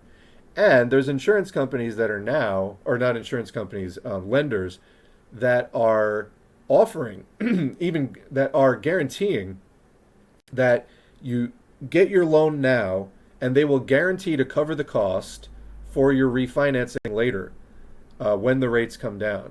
The only reason that they would do that, is, first of all, it's not really to help you, it's to drum up business for them in the worst housing market ever for buyers. This is like the worst time to buy a house in the United States in history. Supremely unaffordable. Things are like at least 30% overvalued kind of across the board. And there will be some places that are less and some places that are more. On average, it's about 30% overvalued. So you got a $300,000 house that really should be like $200,000 and so on down. But anyway, so the lenders trying to sucker people into jumping the gun and acting now before the crash. They're like, yeah, we'll guarantee that you'll refinance it. We'll even pay the cost, because usually it would cost you a few $1,000s to do that. Yeah, I mean, of course, there's fine print to that and everything else. And you see it around the corner. The sharks are getting hungry because buyers are not getting in the water enough and taking their loans. So yeah, you see them making all these kinds of deals, trying to trick people into getting into a bad situation financially. And the good news is that, the sun is probably going to rise within the next year or two with a big price decline. But until then, they're trying to just snag as many people as they can, and they're getting pretty desperate. So yeah. There's a lot more short-term profit and fake solutions than real ones. Yeah, we call this grifting for the most part. In New Zealand, we haven't had a crash. The house prices keep getting more and more insane. The government also gives citizenship to rich people if they simply spend a large chunk of money here. Yeah, a lot of countries do that, where they have like a fast track to citizenship for investors. So yeah, New Zealand is not alone in doing that. And like I said, in the United States, it's regional. Like some areas are starting to crash and starting to decline. Other areas are not. And like Germany peaked 2 years ago when a lot of other markets peaked. They've just been in steady decline since then. But the prices are so high and the mortgage rates are so high that they still need to decline further with the high interest rates that nobody's buying a house still. So the prices need to come down a lot more. And in the meantime, it's putting gigantic pressure on the rental market there. We did a thing on the community tab about that. So it's manifesting slightly differently in different areas, but like you will have that crash eventually. Because again, the capitalist investment system is international, and there are international investors that hold real estate in New Zealand. And as the financial situation changes and they can get better money somewhere else and they start to see values come down also, they're going to sell off those properties and put the money into something else that makes them better return on investment. In the meantime, they're tying up vast swaths of personal single-family real estate that people need to live in, and they're just fucking holding them vacant. It's like, holding them for ransom. Terrible situation. Despite recently putting a big down payment on a car, I'm realizing how overly expensive full coverage is. I'm now paying $260 a month for full coverage and $350 in car payments. Yeah, so that's a significant chunk of, you're paying, what is that? It's like 60%-ish of the amount that you're paying just on the car for insurance. On top of my $1,550 rent, this leaves me with like $1,100 a month, and I have a job that requires a college degree. Everything is so expensive. Yeah, we are in the everything bubble. Housing is kind of at the center of that, but it is everything. Actually, I'm speaking of the car market. Just go on YouTube, look up car market bad or whatever, car market crazy or whatever. The car market's doing the same thing. So yeah. Not to intimate any defeatism, but is this Stalin quote legit? Quote, what would happen if capital succeeded in smashing the Republic of Soviets? It would set in an era of the blackest reaction in all the capitalist and colonial countries. The working class and oppressed peoples would be seized by the throat. The positions of international communism would be lost, unquote. That's a heavy quote if it's legit. I hate capitalism more than anything. I would call this a period of extremely dark reaction. We're experiencing a global fascist convergence. Again, that New Zealand government being a prime example of it. And if Biden gets defeated in the U.S., we're going to see that again. I mean, to be clear, Biden sucks. Biden is right-wing. Biden is awful, even by Democratic Party standards. But when they get the full-bore crazies back into office from the Republican Party, it's going to go from awful to extremely awful. And this is now the sort of spectrum that we live in, the right wing and the extreme right wing. Those are the mainstream options in the U.S. And, again, a lot of people do a lot of mental gymnastics trying to do the lesser evil game there. And it's like, you know what? You don't even really... It just goes back and forth between the two parties because the masses in general hate them both. And it's literally just a question every election of which party is slightly less hated and which party is slightly more hated, just based on what happened in the last few years. But people hate both of the parties. So, there's a lot of people that like really, really expend much oxygen and much typing on one party or the other. They're part of a system. Those two parties work together. They're part of the same system. And again, it's just one floats up to the top and then the other one does, and it just sort of alternates because it's just a question of like which one is more hated at any particular point in time. But they are part of the same system and funded by the same basic interests. Yeah, no, so somebody was talking about the Stalin quote that he may have been overstating. It was obviously a huge setback, but you can't stop the movement. Obviously, yeah.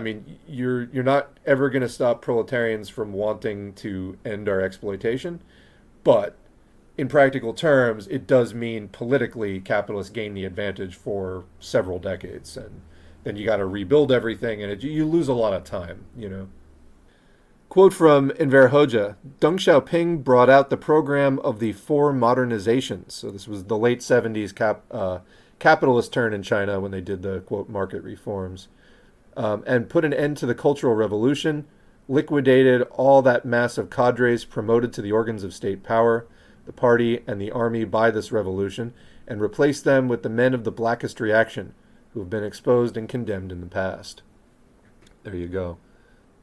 And that was prior, 1978, and the Chinese beginnings of capitalist restoration was prior to the USSR's. The USSR had already been going kind of down that road for a while, to where, under Gorbachev, they started allowing like foreign investment in Soviet enterprises, even as like the dominant interest in the like, controlling interest.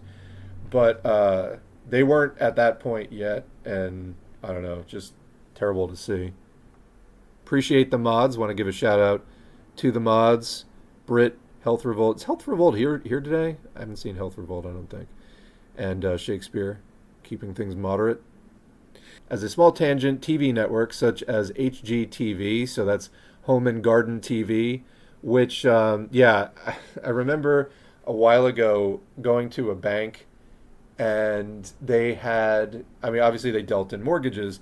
They would have HGTV on every single time I went in the bank because they were just trying to get people thinking about, oh, my dream house, and I got to do all this interior decorating and take out loans and make it so lovely and blah, blah, blah. Anyway, TV networks like that definitely aren't helping anything either. I have a family member that's in love with those dumbass house flipping shows. Those things should be fucking crushed. That should be illegal, absolutely.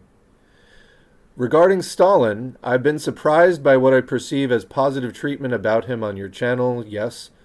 Is there a good frequently asked questions or 101-like resource that answers the most popular arguments against Stalinism, making Stalin out to be a, quote, red Hitler, etc.? I don't know that, yeah, so the very next response, Finnish Bolshevik is another YouTube channel that has a lot of videos that cover the Trotskyist stuff that attacks Stalin. I would look at some anti-Trotskyist stuff first, because that is kind of the main source of anti-Stalin things. Stalin achieved what was basically next to impossible. Well, yeah, so the breakup of the Comintern is a complicated issue, but I honestly cannot believe how much Stalin achieved. He gave everything, caring not for himself, an exceptional leader, an exceptional comrade. Yeah, breaking up the Comintern was a horrible decision, and the reasons given were laughable. Sadly, both Mao and Hoxha accepted the reasons. Like I said, it gets complicated. This is a major topic of interest for me, and I'm still researching it. Don't want to... yeah, it gets complicated. Like, why would you do that? And Stalin made mistakes, absolutely. I mean, he did cop to some of them, but you're talking about the formative period of the first major socialist construction project in history. I think it actually came out really well. So anyway, yeah. But the end of the Comintern thing, I was coming across an interesting thing, and I don't know how accurate this is, hence still in the research phase.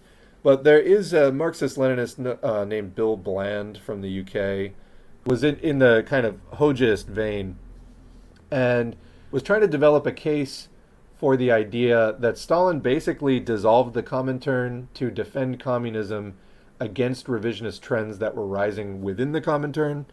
Haven't been able to really dig in and vet that yet, but there are some other ideas about it. I mean, I think kind of the main thing was that it was kind of a concession to the US and UK. That was one thing I got, but again, still reading about that. Anarchists don't believe in a vanguard until you ask them what we should do with reactionaries after the revolution. I mean, this is the thing, anarchism, it's so idealist. When you get them into a practical position, they wind up reinventing the idea of a vanguard and a proletarian state, because that's what actually makes sense.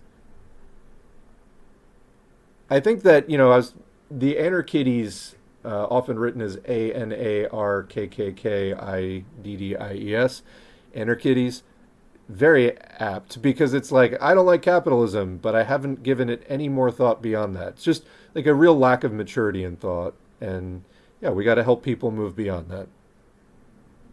Speaking of revisionists, on the weekend I was at a local protest against wage theft and was talking shop with what I thought were some comrades. Long story short, Russia isn't imperialist apparently, and China is actually a dictatorship of the proletariat. Jaw was dropped. Many need to go back to basics. Yeah, it's I get a lot of people note that PSL is one of the better organized parties with a fair amount of members. They are not actually a Marxist-Leninist party. They're a Marxist party, so kind of a U.S. form of crypto-Trotskyism. And, I mean, they could overcome that and develop. I know a lot of the individual members purport to be more Marxist-Leninist. But they've been, I tell people when they mention PSL, I get a lot of comments, and I just say, I know they're one of the better organized things, and they have some affiliated or at least closely connected media outlets. But you got to watch them for revisionism on China and also the multipolarity stuff, because like Brian Becker is awful on that. There's some people on Twitter, one in particular who I really like because of certain things they do. They're also a diehard supporter of China. Yeah, I know that person, and I wound up blocking them because I just didn't want to get into argument after argument about it. Not sure how to deal with that. They used to live there, so I feel like I can't really challenge them on it. Plus, I'm really conflict avoidant. Is it even worth it to challenge people on stuff like that? On Twitter, absolutely fucking not. Every time I saw people with bad takes on China, I would just wind up blocking because they were so vitriolic in arguing about it. I was like, I'm sticking with my channel. I'm going to do what I do on my channel. And, you may not have a channel, but for me at least, I was like, I cannot deal with continually getting into social media battles with random commenters about China. And I blocked like several hundred people in the course of a couple of months. Now, I don't even really use Twitter anymore. But I wound up doing that because I just didn't want to fucking deal with it anymore. Like, I didn't really see a point to it. And instead, I've just been doing, some of the audiobooks that we've been doing and other research on the channel. I got a book as a gift years ago, long before I became communist, about Mao Zedong, Total Hatchet Job. Any recommendations for a balanced look at Mao? As far as biographies, I don't know. I mean, I can just say that as far as it being a hatchet job, there is no consequence for making stuff up about Mao Zedong in the United States or in the UK or whatever. Like, there's no consequences, so they can just print complete lies, and I would just stay away from anything like that. I mean, or if you wanted to take specific claims out of the book and be like, was this true?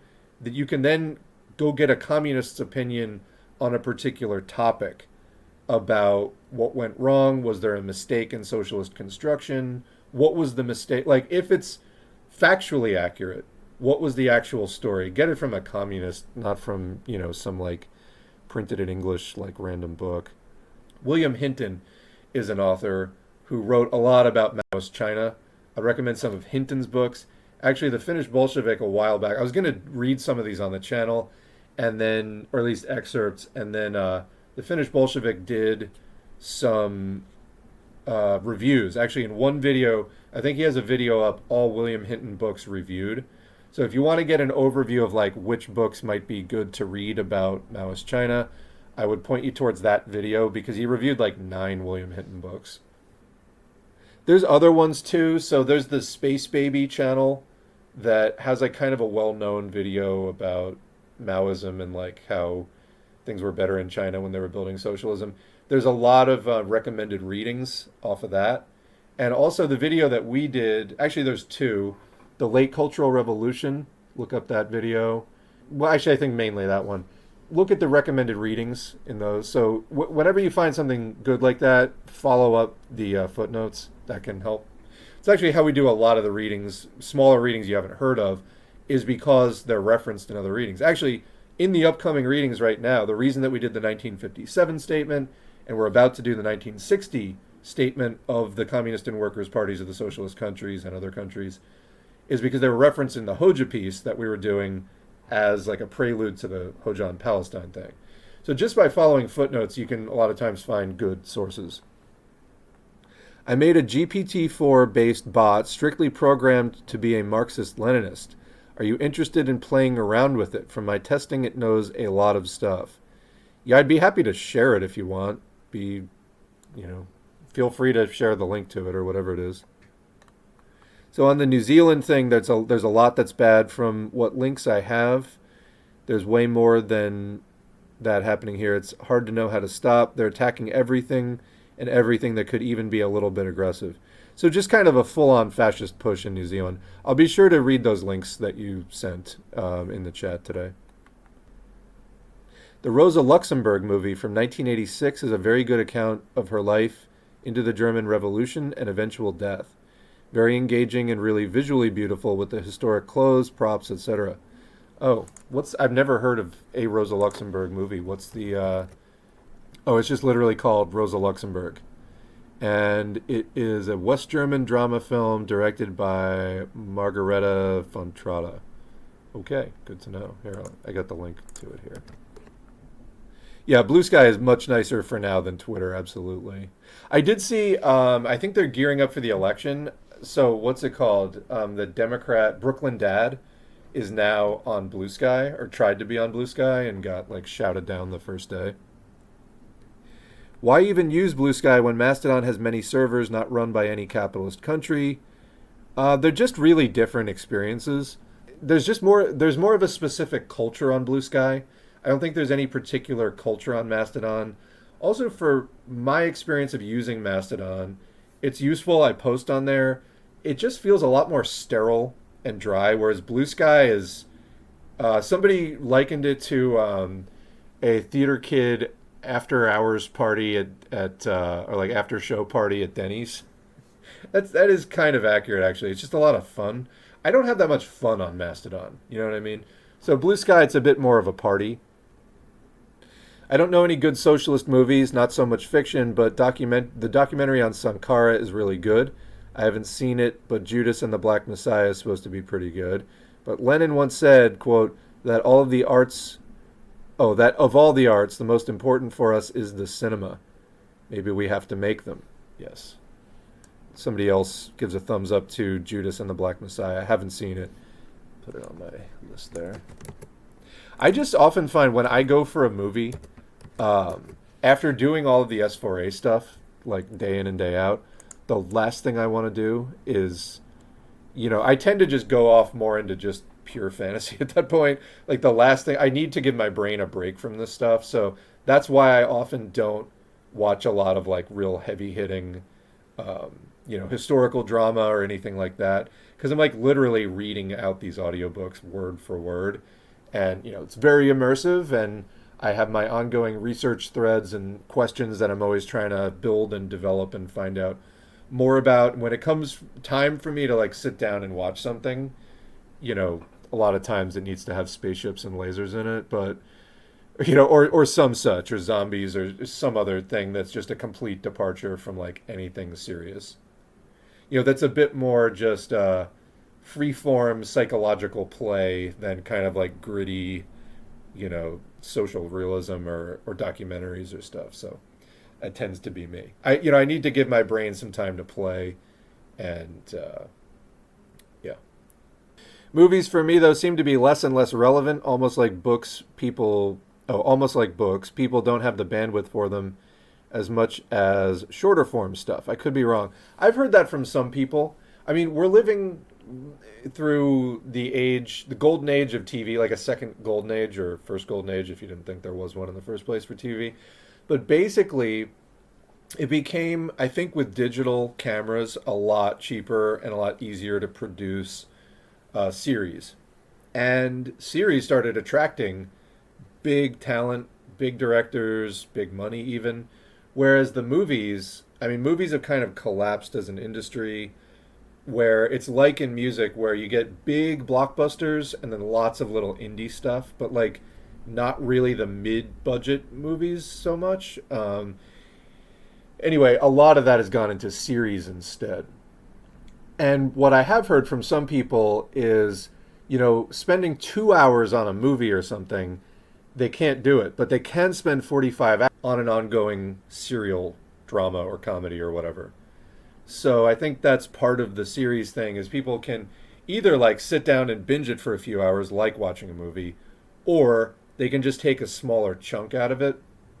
So, there's pros and cons to that. A lot of series get real formulaic where they're just like, there are series that could have been a movie, or even a 2-part movie, but instead they try to drag it out to 10 episodes or more.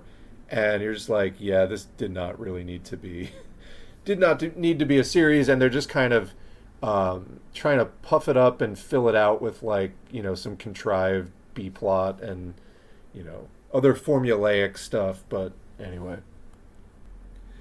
All right, on COVID and masking, I mask everywhere. My neighbors all hate me and yell abuse at me because of my masking, I assume, but I still wear it. That's terrible. And just say you could. I mean, if they're even this rational, you can just say, I'm wearing this to protect everyone, myself and you, because if you catch something, you're not going to spread it to them. It sounds like you have terrible neighbors, though. Hopefully, it won't escalate, but I will not be catching anything while they do over and over. Yeah, that's my attitude as well. Another comment, I get asked about my mask at work all the time. I noticed when I worked in a factory with mostly men, I got conspiracy theory lectures. Now in an office with mostly women, general concern over the air quality. Yeah. Yeah, if your office lets you take in an air purifier. So people who don't know, there's something called a Corsi-Rosenthal box. Corsi-Rosenthal. Corsi-Rosenthal box. BOX. So you can make one of these for about 80, 90 bucks. You can just go to like some hardware store's website and get yourself some MERV 13 filters. And you can do a little shopping around to find that these are basically furnace filters that are very effective air filters. The higher the MERV rating, there's like 11, 13, 15. The higher the MERV rating, the better the filtration, but the more expensive they get. So basically, there's videos. It'll take you about 45 minutes to actually put it together. What you do is you get a box fan and 4 furnace filters that I think they need to be at least MERV 11. I think I made ones out of MERV 13. Anyway, you get 4 filters and then a box fan. And again, I think mine cost about 90 bucks. I made 2 of these. And then you get a roll of duct tape. And you take the box from the box fan, you cut one of the sides off, and that's the bottom. Then you take the 4 filters and you put them so that they filter from the outside in. And you put them on top of the box square, the piece of cardboard. So you lay the piece of cardboard on the floor, you put the 4 filters standing around it, like the 4 sides of a cube, and then you tape those together and use the duct tape to make sure that they're airtight, that any air is not going through cracks between the filters, but is going through the filter. Then you put the box fan on top, and then you duct tape that securely in place with no leaks. So then when the fan blows upwards, it sucks air in the 4 sides. And it's a very effective filter. And I noticed within just a couple of months of running mine, the filters, which started out white, turned gray because they were pulling so much shit out of the air. But look it up. There's videos on YouTube of how to build one. They'll walk you through the whole process. And again, the materials will cost you about 90 minutes, and setting it up will take you about 45 minutes, what it took both times for me. So there you go. And I'm not that handy with physical stuff, and it was not hard to do. So Corsi-Rosenthal box, very effective way to filter your air, and it is effective against bacteria, viruses, and fungal spores. So you want to do that. It's a good idea.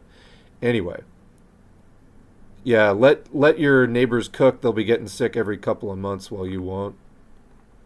Absolutely. So when you say mostly women, general concern over the air quality, you're saying that the men were like antagonistic to you about like random conspiracy bullshit, and the women were actually sort of more sympathetic? Is that when you say general concern over the air quality? Oh yeah, somebody else points out if you're on Facebook, there are COVIDing groups where you can ask more questions about how to deal with it, and yeah, people just offer general moral support. You got to watch though. My understanding is the COVIDing groups, some are more lax than others. Like you want to look for the COVIDing groups that they say something in their name like we're the more extreme still COVIDing group, and the people who haven't actually backed down. Our receptionist actually was hospitalized and almost died from COVID. That's terrible because if you get COVID so bad you have to be hospitalized, first of all, your risk of long COVID goes through the roof. You're more likely than not at that point to get long COVID. And again, the vaccinations are helpful for priming your immune system. But even being fully vaccinated, you're reducing your odds of getting long COVID, but you're not reducing them to zero. There's no way to reduce your odds of long COVID completely to zero other than just not getting infected. So you can be fully vaccinated, still have a 1 in 6 chance or something of getting long COVID. But anyway, if you're hospitalized, your odds of getting long COVID go way up, and that can affect you for like a year or more. I've been finding that almost dying isn't making people decide to be more careful recently. I don't know why. And then the response, the receptionist, she doesn't mask. I attribute it to a lack of education. Our public health officials have failed in giving people the correct information and promoting safe practices. No, they didn't just fail to do it. They deliberately withheld it. I mean, you can't get public messaging this bad about COVID unless you're trying to. It's deliberate. Rochelle Walensky was just awful. And it was so consistent, and it was so, in my opinion, deliberate. That's my opinion. Was you couldn't be putting out messaging that bad unless you were actively trying to. And if I have the information about how dangerous COVID is, you better believe she, as the head of the CDC, has the same information. What do you think would happen if Donald Trump wins in 2024? Things keep getting shitty, same as they are now. Maybe a little faster in some areas, maybe a little slower in other areas. Overall, Republicans and Democrats are part of the same system. And I just want to say this to people who are like, no, Republicans are definitely worse. In some ways, yes. Here's the problem, though. You can elect Democrats all day long. It never reduces the odds of Republicans getting elected the next time. Democrats are part of the system. They never oppose Republicans in a way that ever takes us out of danger. Ever. So the Democrats are good cop in the good cop, bad cop mind game. They're there for the same reason. They're employed by the same people. Yes, they do treat you somewhat differently. That's how the con works. That's how the mind game works. But overall, they're part of the same system, and they're both there for the overall agenda of neoliberalism and, cutting the social welfare net and all of the rest of it. It's just how they work it. And anyway, if it's not Donald Trump in 2024, it will be another Republican in some other year. We are in, this stage of this system. It's just going to keep getting more and more fascist until the end of capitalism. It's that simple. And how does the end of capitalism happen? Social revolution. It's an active thing. It does not happen on its own. Capitalism does trend to more instability and bigger crises as time goes on. And we just saw 2008. I think we're about to see another one. And what we've seen is, in response to the crises of capitalism, more and more trends toward the right wing politically in terms of how they're trying to hang on to this for-profit system. So there's a lot of discussion of neoliberalism that really came in a big way with Ronald Reagan, the Morning in America and all that new vision of like counter-revolutionary type stuff, of repealing all of the social democratic programs from the New Deal, everything that they could. It was cut public funding, privatize, and deregulate. That's like the neoliberal slogan. Defund, privatize, deregulate. That even was a response, arguably, to, there had been libertarian stirrings since the late 60s, early 70s about, hey, what if we just decided to bare knuckle it and like go in hard against, social democracy and public programs and just kind of like go for a more naked, raw, brutal capitalism. But the material conditions weren't ripe for that until the double dip recession heading into the 80s, like late 70s and early 80s, massive two-pronged recession that just lasted forever, huge inflation. This was like, also the oil crisis and stuff. So as the system goes into greater and greater crisis and profits become harder to come by, they ramp up the fascization. And then we got another big ramp up with, even during the Clinton years, there was the end of welfare as we know it, the workfare stuff. And then, of course, a major ramping up in the 2000s with Bush and Cheney, the war on terror, the Patriot Act, all of the sort of police state and increased militarism around that.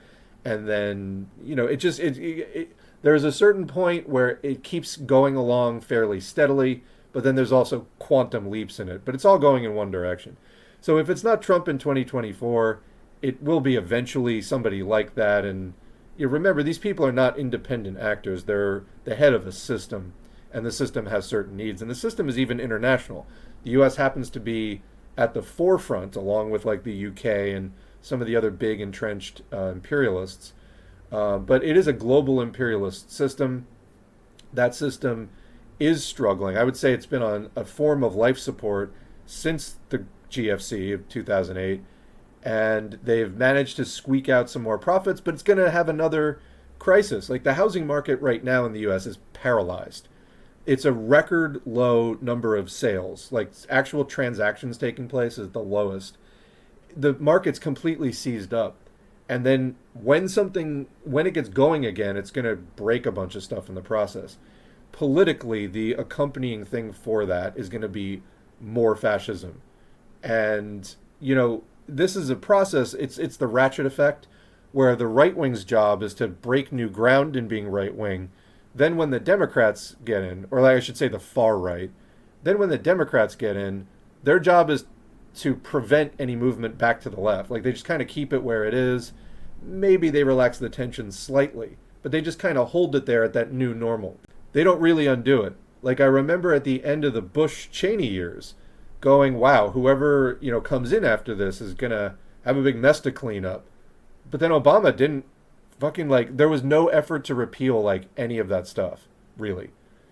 So it just kind of keeps moving in one direction. All right. Yeah, and I just really want to remind people, you can vote Democrat all day long. It's not going to make a substantial difference in the system. And then 20 years from now, you're going to realize that all of this, all the Democrats being 2% better than the Republicans, seemingly in the short term, you didn't fight for anything in this process. You just fought for things not to get worse at the most rapid possible pace. But things actually did get way worse. So you haven't really done anything. We need to decouple from all of that and put up some actual resistance. They had a town hall meeting on the state of the company I work for, basically saying the markets are looking good, blah, blah, blah. I refuted their claims using the information I got from you. They started stumbling over their words, and Cooking in general, they basically shat their pants, mouths open, like they were surprised such a lowly factory worker could even understand such things. Good for you. It's not hard to see. I've heard people, too, trying to sell me complete lines of bullshit about, how, the markets are going to stay high forever. That literally has never happened before, ever. And in fact, there's so many signs of recession, the inverted yield curve, just everything. I mean, we discussed a lot of it at the beginning of the stream. And yeah, so I don't know. Good. I'm glad you created some uncomfortable moments for them, at least. Most people won't or can't seek the correct information themselves. It's up for the government to make it easy on people. Too bad capitalist government only cares about making money. Yeah, I mean, so the bourgeoisie, through their government and through all of their other institutions in capitalism, they want to minimize class consciousness on the part of the proletariat to make for an easier time in exploiting us. That's really what they want to do. They want to keep class consciousness low. And you're right, though, that people do need help thinking about these things. I think that innately, humans are not great about thinking about large-scale society. I wasn't as good at it until I took more sociology courses, for example, at an advanced level of education. That helped me actually expand my perception and go, oh, that's how society works. However, a lot of people are unaware of the very existence of a discipline called sociology, for example, and then, let alone of Marxism or something. Although people have heard of Marxism because of the efforts of, the USSR and other things in making Marxism-Leninism an official state ideology. I mean, to the extent that in their more revolutionary times, they actually promoted it. Anyway, but the idea that you can think about society and study society scientifically is a thought that I think a lot of people don't necessarily have. In fact, there's a lot of people who flatly will contest that you can study society. A lot of right-wingers are just like, it's not hard science, it's soft science or whatever. No, it's social and behavioral sciences are as real as any other science. The difference is that when you're studying, like in chemistry, you're studying chemical molecules. in biology, you're studying biological reactions and things like that. The subject of your study is somewhat fixed. Like, a molecule of ozone or a molecule of ammonia or whatever. It's not conscious, it's not sentient, and it's not going to start acting super differently just because you asked it a different question. The thing about studying people, behavior, psychology, and then on a larger scale, society, is that people have imaginations, and we're complicated in that our behavior, can differ based on attitude, knowledge, values, beliefs, and we're not as straightforward to study. That said, things are built into social sciences and behavioral sciences to account for those things, and researchers have found ways to, and not everybody agrees on all of it, but have found ways to actually account for some of the uncertainty that gets introduced by the fact that the human mind and human behavior is malleable in different conditions. That's a thing. But that doesn't mean it's impossible to study. It's pure chaos, totally random. No, that's not the case at all. There is some amount of uncertainty to it, and because people do possess the ability to make different choices in different situations, but it still can be studied. Anyway, the point being, people need help, I think, to think on that level, unless you have done some study, and Marxism is one way to do it, about thinking about the large-scale economy, class struggle, historical development. I don't think it's something that comes that naturally to the human brain, sort of in general. I don't think it's been part of our evolutionary selection process. And, we're sort of innately good at some things better than other things because of evolutionary pressures. That said, we still have a generalized intelligence, which gives us a lot of abilities that can be developed in a lot of ways that are of our choosing. And I think that people do need some amount of help developing that capacity for thinking about society scientifically. Once they do, we can do amazing things with it. Also, capitalism is not that complicated. It seems imposing and it seems intimidating. When you break down the logic of capitalism, it's not that complicated, actually. And it's very predictable because it's just, it basically comes down to somebody just reaching out for all the stuff on the table going more, and all the other people trying to do the same thing, and then how do they work this out amongst themselves? To a certain extent, that's what's going on. Now, there's, of course, the more technical aspects of surplus value extraction and so on. But point being, yes, people do need help thinking about society. I think that after some education in that area, people can produce much more sensible points of view about questions of public health or just any other social question better than they probably could off the shelf. So yes, it would be the role of the government or some other powerful institution in society to give people that education. Capitalists, absolutely, that's like the last thing that they want us to develop, that ability. And if they can even keep us from knowing that it is possible to study society scientifically, that is even better for them. Sad seeing Maduro destroy the image built by Chavez fall into chauvinism. The Communist Party there has a better position.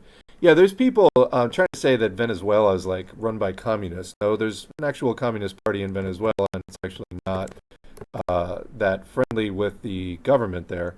So along those lines, somebody did ask me if I could comment on the Venezuela-Guyana situation. I said, what is the Venezuela-Guyana situation? Because I really didn't know. I guess this is something just developing. But yeah, this is from yesterday from Reuters. Tensions between neighbors Venezuela and Guyana have ratcheted up in recent weeks over a long-running territorial dispute. Guess what they're fighting over? Oil and gas. Wow, how original. At issue is a 160,000 square mile, or square kilometer, or 62,000 square mile border territory around the Essequibo River, which is mostly jungle and an offshore area where massive discoveries of oil and gas have been made. Both countries claim ownership of the territory, which is sparsely populated and whose much disputed border was agreed under an 1899 decision when Guyana was still part of the British Empire. So part of that dispute is, in other words, throwing off the vestiges of colonialism. So what has sparked the tensions? Venezuela reactivated its claim to the territory in recent years after the finding of some 11 billion barrels of recoverable oil and gas off of Guyana's coast. Caracas, in Venezuela, won backing in a referendum at the weekend to create a new state, and President Nicolas Maduro has pledged oil and mining exploration in the claimed area. So got a little follow-up clip on this. Now, one of the things about Venezuela and oil is that it had been subject to U.S. sanctions. The Biden administration, following the thing with Russia, where they're sanctioning Russia now instead, another major oil-producing country, they have eased sanctions on Venezuela. So let's read this. And this is from October, so pretty recent. The Biden administration on Wednesday broadly eased sanctions on Venezuela's oil sector in response to a deal reached between the government and opposition parties for the 2024 election, the most extensive rollback of Trump-era restrictions on Caracas. A new general license issued by the U.S. Treasury Department authorized OPEC member Venezuela, which has been under crushing sanctions since 2019, to produce and export oil to its chosen markets for the next 6 months without limitation, partly because the U.S. needs to replace some of that Russian oil. U.S. Secretary of State Antony Blinken welcomed President Nicolas Maduro's electoral concessions, but said that Washington has given him until the end of November to begin lifting bans on opposition presidential candidates and start releasing political prisoners and wrongfully detained Americans. A senior State Department official, speaking to Reuters on condition of anonymity, threatened to reverse sanctions relief measures unless Maduro takes such action.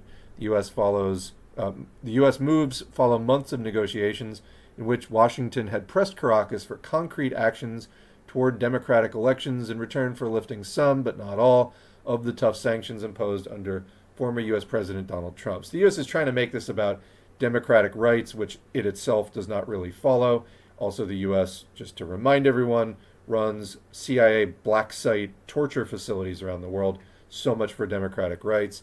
No, this is about the U.S. has a voracious appetite for oil, and they have bumped Russia up the priority list in terms of putting sanctions, and they got to get some more oil from somewhere else. So Venezuela gets let off a little bit as a result of that. This question may be too nitty-gritty in terms of economics, but is there a reason that there may be a housing crash as a back-to-back capitalist crisis? Also, I've heard some say that boom and bust is an issue with supply and demand. No, it's an overproduction crisis, basically. How is a socialist planned economy specifically immune to housing crashes? Is it simply because everyone gets housing? So there's a couple of comments responding to that. Let me read those first, then I'll give my answer. Housing, first response, housing is treated as a human right, so people can't speculate on it. The problem is when so much of the housing stock is owned by landlords who are just holding it hostage on the market with really high prices, waiting for it to sell. That is definitely a problem. One of the main reasons is that as far as the speculation on housing, so first of all, houses are one of the most expensive things that most people engage with. They're very expensive, multi-$100,000. I mean, you can technically find some houses under $100,000. But for the most part, these are multi-$100,000 purchases that everybody needs housing. So you're either renting from somebody who did buy a building and maybe owns millions of dollars worth of housing, or you're buying it yourself. There's also tremendous money to be made in terms of the lending and the interest that the lenders can charge. So they give you a mortgage for $200,000. They're making tens of thousands of dollars off of that.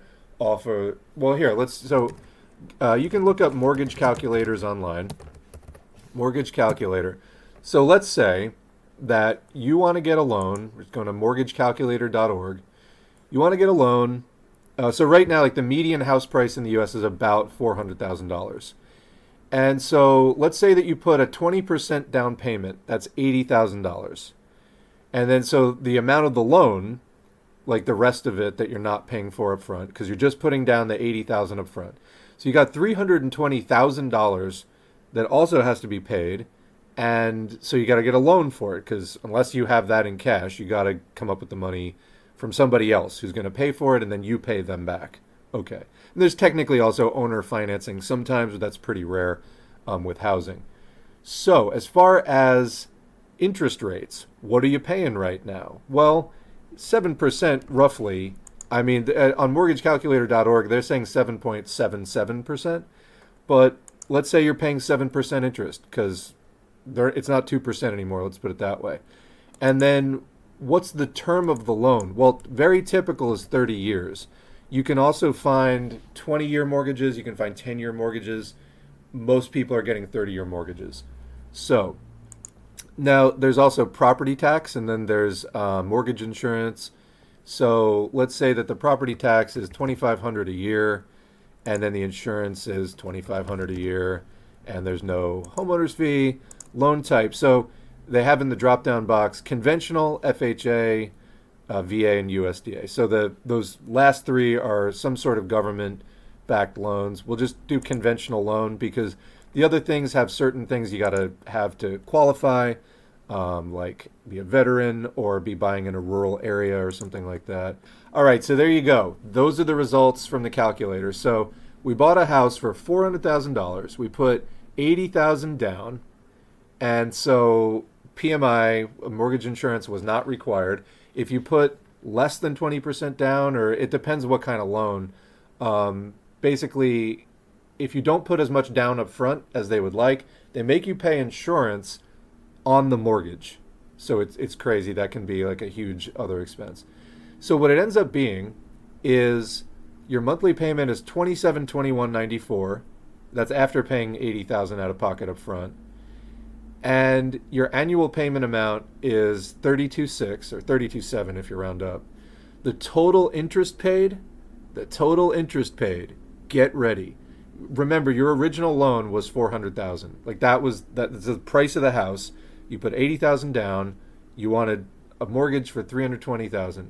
The total interest paid, drum roll please, $507,000. So you paid 120% of the purchase price in interest. So your total, at the end of this, you've paid almost $1 million for a $320,000 mortgage. The total at the end, the total of 360 payments, is $980,000. So that's an enormous amount of interest. Now, this is just one house purchase here. Now imagine, dozens of these in every county per year, or hundreds or thousands. These things get bundled together. They get traded to each other. People speculate on them, all kinds of things. As the interest rates change, so why does the Federal Reserve raising the interest rates change all of this? It's not directly controlling the amount that lenders are requiring on mortgages, but it does change the cost for them of getting debt to fund themselves with. So that in turn affects, the costs that they have to pass on to other people. There's also other relationships with other financial instruments, but we'll leave that out for right now. So anyway, you've got a tremendous amount of money happening here in the interest payments alone. So as the Federal Reserve tightens rates to try to cool off inflation, you're sending major shockwaves through these markets. If you have more kind of specific questions, the general answer, why does housing create such, or what's the connection here? Why our housing crashes go back hand in hand with capitalist crisis? Well, we talked about a number of things. Because it's a gigantic purchase that is difficult for many people to afford. In a time of, when the cycle goes bust, people get thrown out of work. They can't make their housing payments. Then the lender has to scramble to, they paid for the thing. They have to try to recoup their loss. There's all kinds of just crazy shockwaves that it sends through the system at that point. Like, as far as, all the nitty gritty, you could be running down them for a long time. On the other hand, if you're doing a socialist planned economy where housing is a guaranteed right for people, you're not letting investors buy up properties when they get cheap. They just go to people that need to use the housing. And you avoid so much of this. I don't know. I mean, if you want to follow up on that, I'm happy to keep answering, but it's kind of general, I guess. If you will tell the difference between Trotskyism and Stalinism, Stalinism is not a thing. It's called Marxism-Leninism, and it's not specific to Stalin. I will give you a cookie. Uh, I am full, but thank you. And I don't know. Trotskyism is when you whine about Stalin a lot. That's Trotskyism. Do you consider Biden a fascist? Biden is a person who participates in a system which is increasingly headed toward fascism. I think it's not. The Democrats do not play the role of the leading reactionary faction within this good cop, bad cop system. Overall, though, Biden presides over a system that is increasingly reliant on the, out of control police gangs as an internal army to enforce its will. Biden is not really doing anything to oppose any of that. So yeah, I mean, everyone who participates in this system is helping to maintain capitalism past its sell-by date. There are certain people break it down differently, but if you're a part of the system and you're not dismantling it, and Biden isn't, then I guess you could say yes, he's a fascist. I hit 40 and I suddenly realized I'm past my statistical halfway point, and it really motivated me to eat better and to exercise. Yes, as you get older, you definitely have to take better care of yourself. When you're in your teens and 20s, like what you eat and how much sleep you get just may not hit you as hard. The older you get, the more you have to be mindful of it. And this is like really common for people to be like, when I was 30, I did, or 20 or whatever, I didn't have to watch what I eat so much, but now I'm sensitive to like half of the foods. This is a common thing. So yeah, you do have to be more mindful of your health if you want to keep it. I'd like to see 80, and I got away with terrible food and no exercise for my first 40 years. Luckily, I'm in good overall health, so I'm trying to keep it that way. Well, good for you. And good. Yeah, happy to, keep engaging with you as we get into more kind of food, nutrition related stuff to, just kind of encourage people being conscious and positive about that, because there's a lot of people that are somewhat activity phobic or sort of diet phobic. And again, diet doesn't mean you're restricting your food. Diet is just what you eat. It's what's on the menu. So, keeping an eye on what you're eating and staying as active as you can be without, overdoing it, getting enough sleep, all that kind of stuff, it really can make a big difference in your health. So, but yeah, happy to keep encouraging people to do that, because there really is a point to it. What do you think about the socialism of Tito? I mean, we're of the general opinion that this was a form of revisionism, and as has been discussed, for example, by Hoxha in Yugoslav Self-Management, a Capitalist System. By the way, for people struggling with the YouTube ad blocker deal, I've been using Brave browser. It's another browser, and it kind of has built-in privacy stuff. That gets completely around the YouTube ad situation. There's also, if you're in a situation where you can do command line stuff, there's a program called YTDLP. It's YT-DLP, where you just literally type in the command YT-DLP and then your YouTube address, and it'll just auto-download the thing for you. Did not many Trotskyites become neocons in the U.S.? Yes. Yeah, the sort of ex-Trotsky to weird right-winger pipeline is kind of a big thing in the U.S. Yeah, okay, so talking about the person on Twitter who has a particular talent, I think I developed a bit of a parasocial attachment to them that I should let go of. I think I can enjoy their talent, but that doesn't mean I need to agree with their opinions. Yeah, there's, I think, a fair amount on Twitter of people being very terminally online and looking for things out of online situations that just cannot be reliably gotten out of them.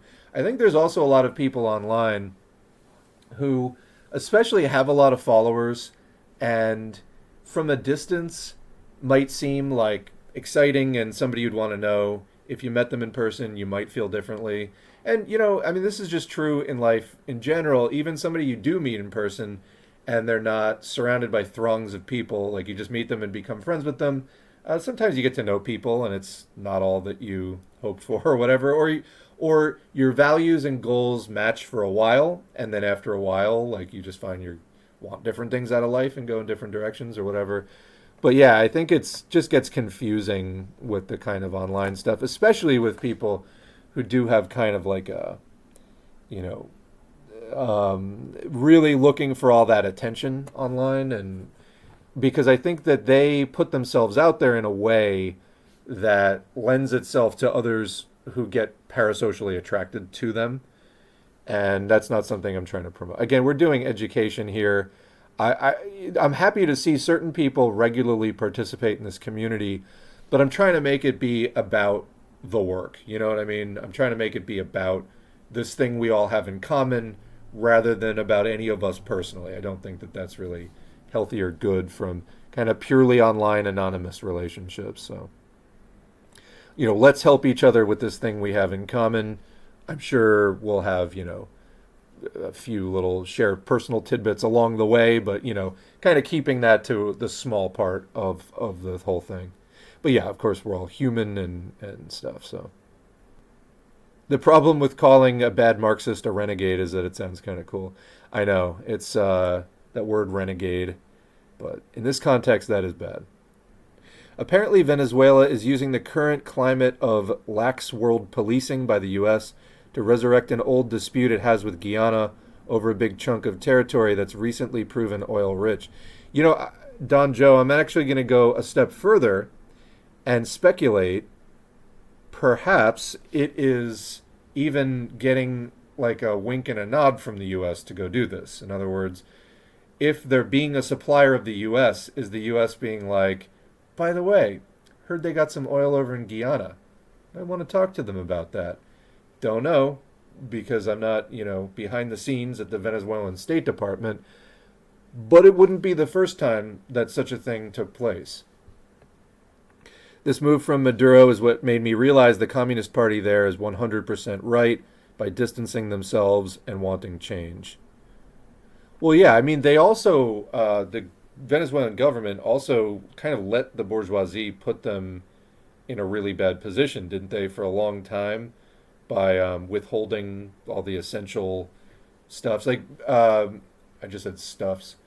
By withholding all the essential things. I mean, there's the sanctions from the U.S., yes, but I think there was also the internal situation of the bourgeoisie kind of doing like capital strikes and withholding supplies. So, I don't know. Yet again, why we're Marxist-Leninists, which is a, more ground-up movement involving, tactics where it's a lot harder for the bourgeoisie to pull that kind of thing. Movie actors are now doing TV. Yeah, there's been a definite shift of, I think people have seen, series have proven themselves, in other words. So there's by now been, I think it started in the late 90s with The Sopranos and those kind of like HBO shows. What was the other one? 6 Feet Under, where it was like, oh, somebody's making, or even you could go back to like Twin Peaks in the early 90s on network TV. But it was like people making series that were trying to break out of just being, kind of mindless, like Full House, The Brady Bunch, just sort of dreck, sitcom like trash with a laugh track. But somebody said, hey, what if we made serial content that was a bit higher quality and, would let us sit with the characters over a longer period of time? And so you got those like 6 Feet Under and The Sopranos. And it kind of just kept going from there. A lot of it was from HBO originally. And then they kind of kept building it. And then AMC had like The Walking Dead and Breaking Bad. And, of course, Netflix realized a great way to keep people using your service is by binge watching series. So they started producing and commissioning all kinds of series too. But I think it's also like after there were some quality series that actors started going, and probably the money was there too, it was like actors started realizing, oh, I can do TV without it having the connotation of being just like utter shit, which it really did have for a long time. Especially like before the 90s. If you were doing TV, it was definitely goofy and lesser and that kind of thing. Yeah, movies are no longer the landmark generational experiences they were. That kind of like cultural touchstone of like a Back to the Future or a Ghostbusters. TV has, like, series have become that shared experience now. Like The Walking Dead is the new Back to the Future or Ghostbusters or whatever, you know, but it's hours and hours of content. And it also jumps the shark at some point. I had one drunk dude on the bus and one old fart in Walmart get offended by my mask, but more often not, you just get the odd weird look here. Bonus is that I feel like people sit beside me on the bus less. Maybe they think I'm sick. Yeah, exactly. Many benefits. Apparently, feature films are easier to bury for a tax write-off as well. I actually worked on this film. Warner Brothers tried to shelve it for a tax write-off. Now they're reversing it after facing potential investigation. You don't need to go into this now, but this is an interesting read. Interesting. Anecdotally, everyone I know at work or in my personal life who don't mask are sick way more often than they used to be. Yeah, that's both because COVID is circulating and because if you do catch COVID, it hollows out your immune system. You get COVID-related immune dysfunction from the T cells that it killed, like I was talking about before. I wear my mask at work to protect myself first and foremost, but I also have an additional reason because it annoys the shit out of my coworker who's a QAnon guy. He's literally screaming by the end of the day. It's hysterical. There you go. And it is pathetic indeed. In the UK, no one is wearing masks anymore. Are people still wearing them in America? I would say about 1 in 200 are wearing masks. Each COVID infection does some damage to your immune system. No? Yes, that is correct. It wears down. It kills T cells and also just wears them out, so they're less effective. But yeah, it's really bad for your immune system. So and that's something we were talking about in the last stream, all the stuff about, I'll put it back up on the screen, the pneumonia that is making the rounds right now. They're calling it the white lung pneumonia. In China, it's also hitting in the UK and Denmark and Ohio in the middle of the US. Where did I put this? Here it is. Mystery pneumonia is a mix of common respiratory germs, the WHO says. Reports caused alarm, but experts say it looks like a post-COVID germ comeback. So I was just last night watching footage from Chinese hospitals. It's happening among kids, and there's a huge outbreak. I mean, it's really big. Also, the outbreak in Ohio meets the criteria for an official government-declared outbreak. Let me put that up on the screen as well. And is it just common pathogens hitting people harder for some reason? Well, if that's the case, then that could be due to COVID-induced immune dysfunction, unless there's something else suppressing people's immune systems. But we know that COVID does that, so that would be my first guess. Especially after all of the COVID that was rampantly circulating last year in particular. People still are probably immune depleted from that. But it could also be a novel pathogen and it's being covered up. We don't know yet. My brother almost died of COVID and he bought a big box of masks that he never wears. Okay, well, having it, step one. Step two, putting it on. I fell for the Democrat con for so long. Reply, I had a major argument with my dad about this over Thanksgiving this year. I mean, I just don't know what people are missing at this point. Like, the Democrats, no matter how many times they get in office, things keep getting worse. Even if you think that while they're in office, they're better than the Republicans, look at the 40-year trend. Like, you can elect all the fucking Democrats you want. Things keep getting worse. They never get better. And then that's where I guess you get we just need more of them. No, we need a different system at this point.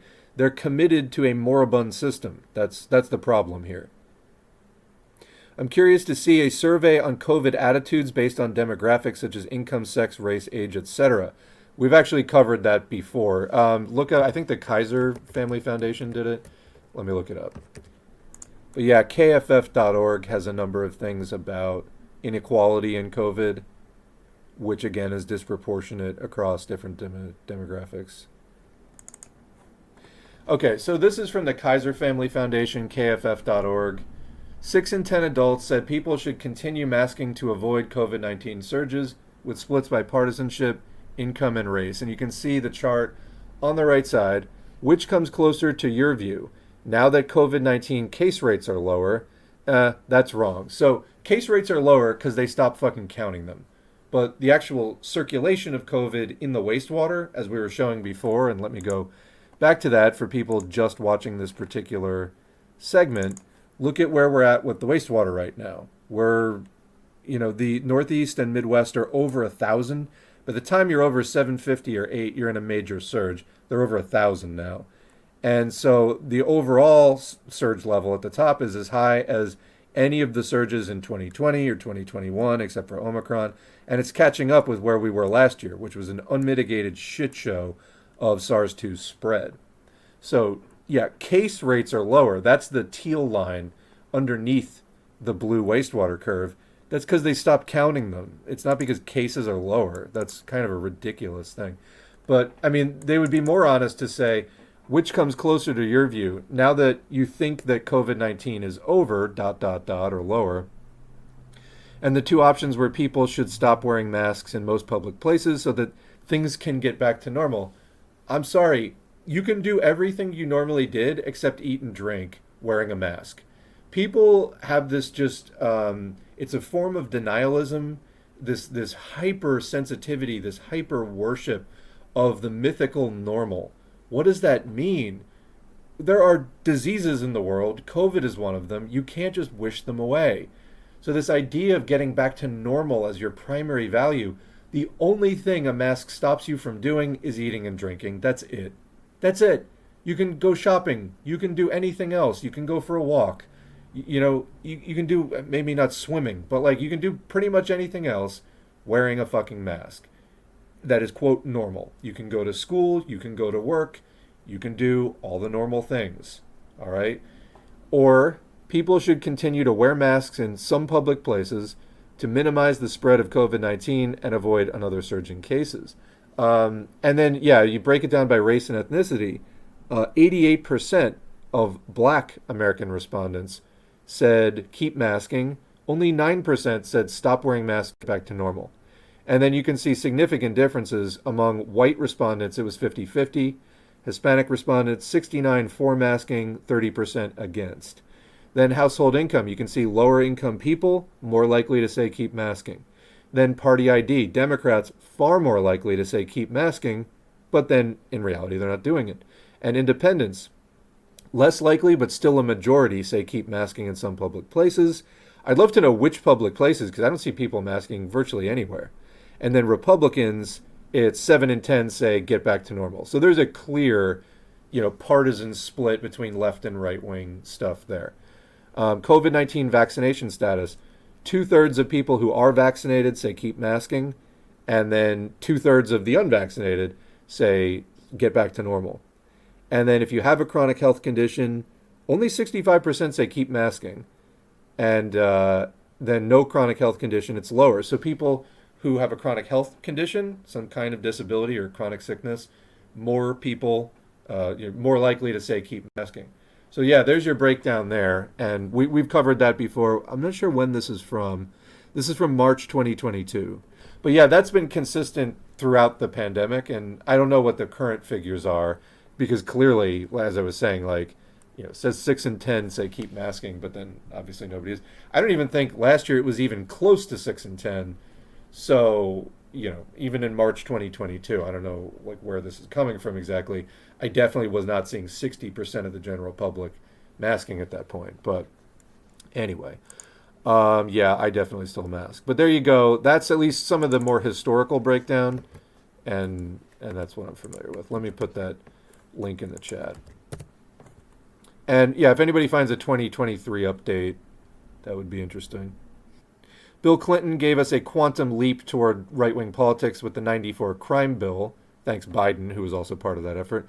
That was the start of 3 strikes laws and a huge increase in prison population and ratcheting up of the war on drugs.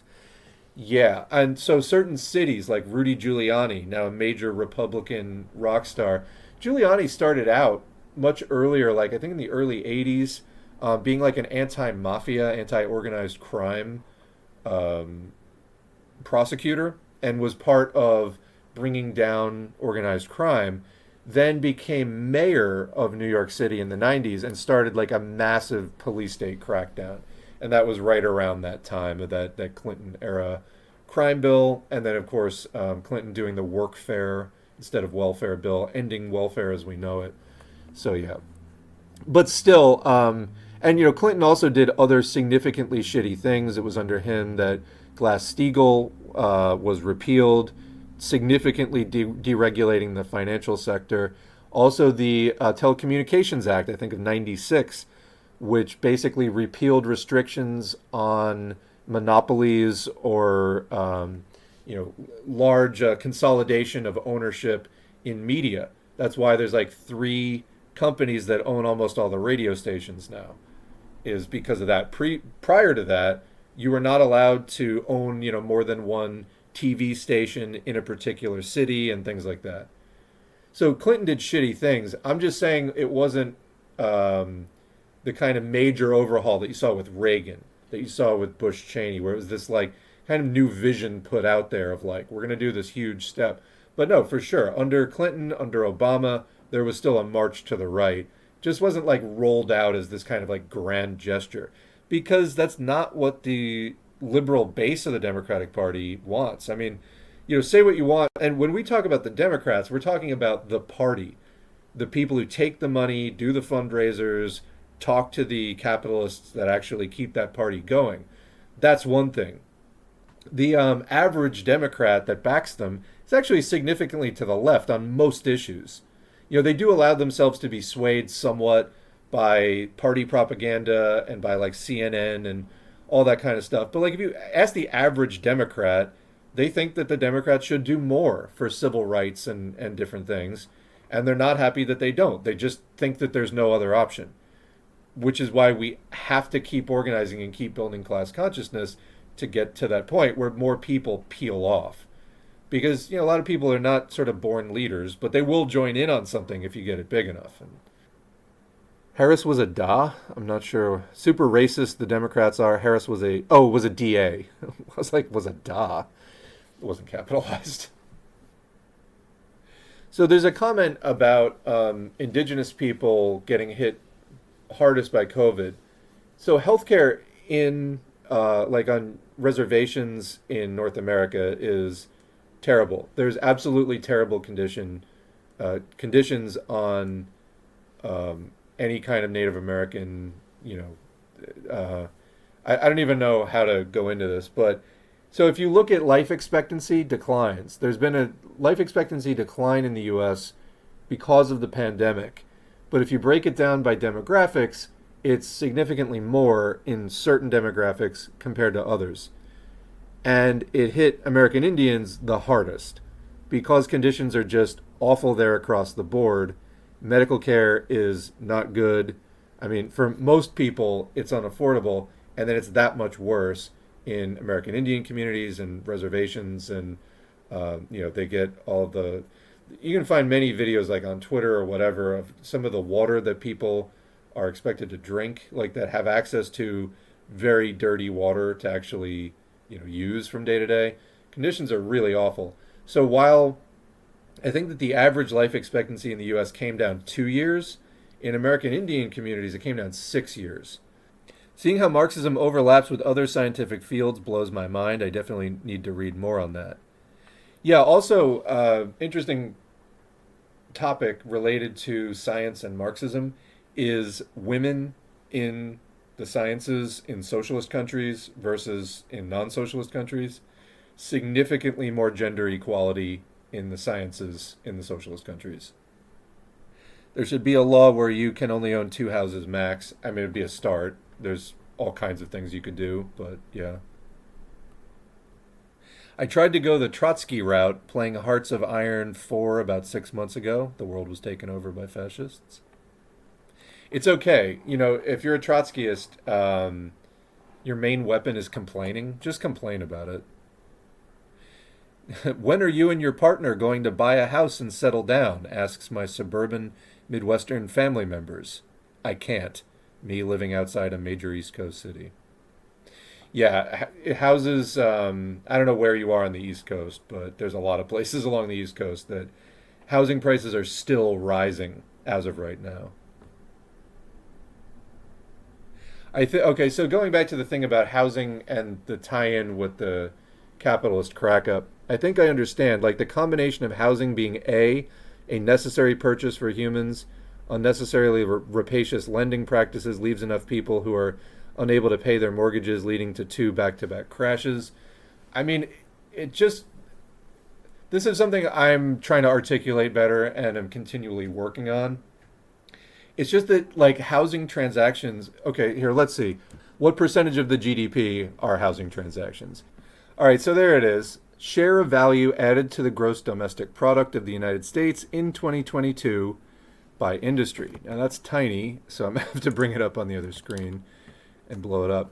So, 20% of the GDP of the U.S., finance, insurance, real estate, rental, and leasing. So, it's the single biggest thing. Then professional and business services at 13%, then government almost 12%, manufacturing 11%, educational services, healthcare and social assistance 8.4%.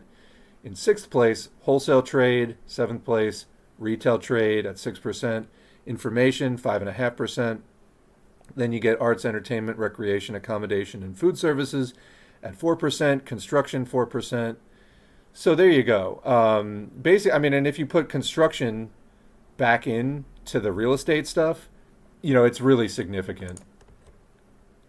I can kind of understand houses being expensive in the UK and Japan as we have a lack of land, but in North America, I don't understand it as much. It's true, there is a lot of empty space in especially the western half of the US, which is actually where more of the crash is happening more quickly. I'll see if I can get some charts up in the next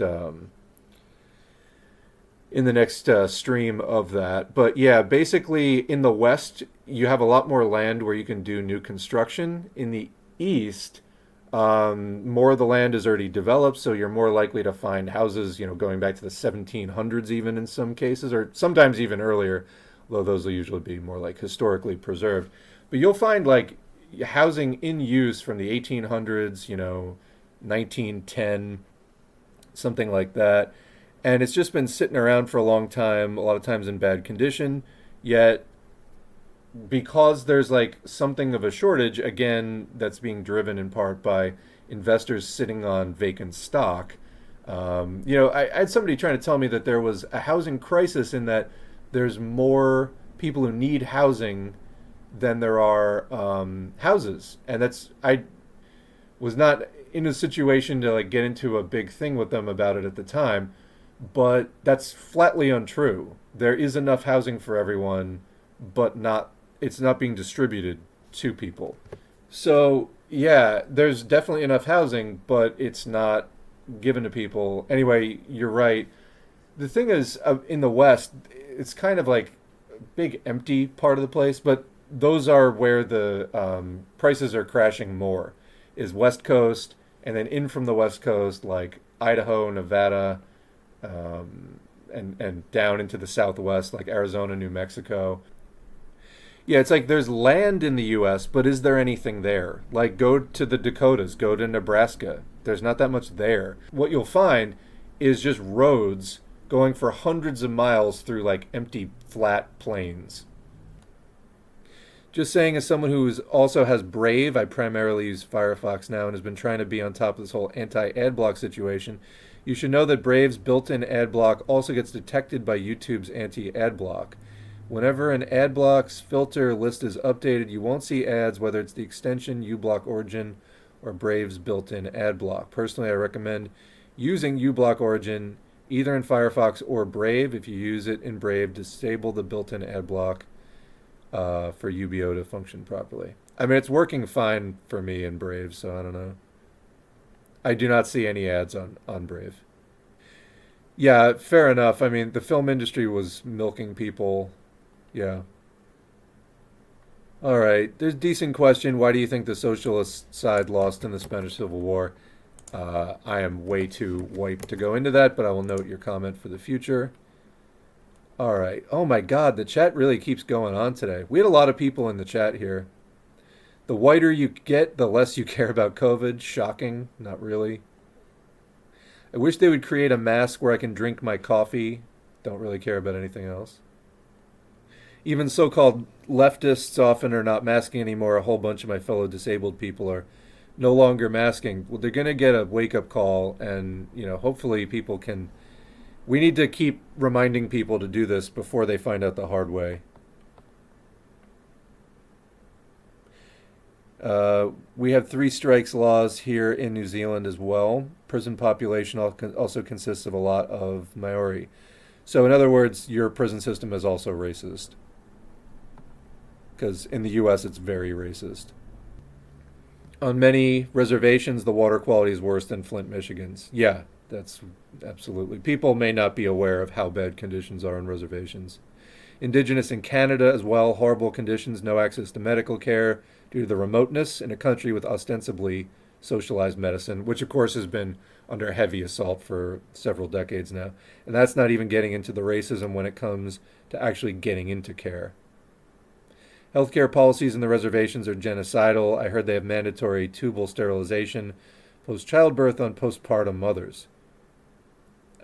Comment, they're definitely doing that here in Canada, like almost like a forced one-child policy. Did not know that.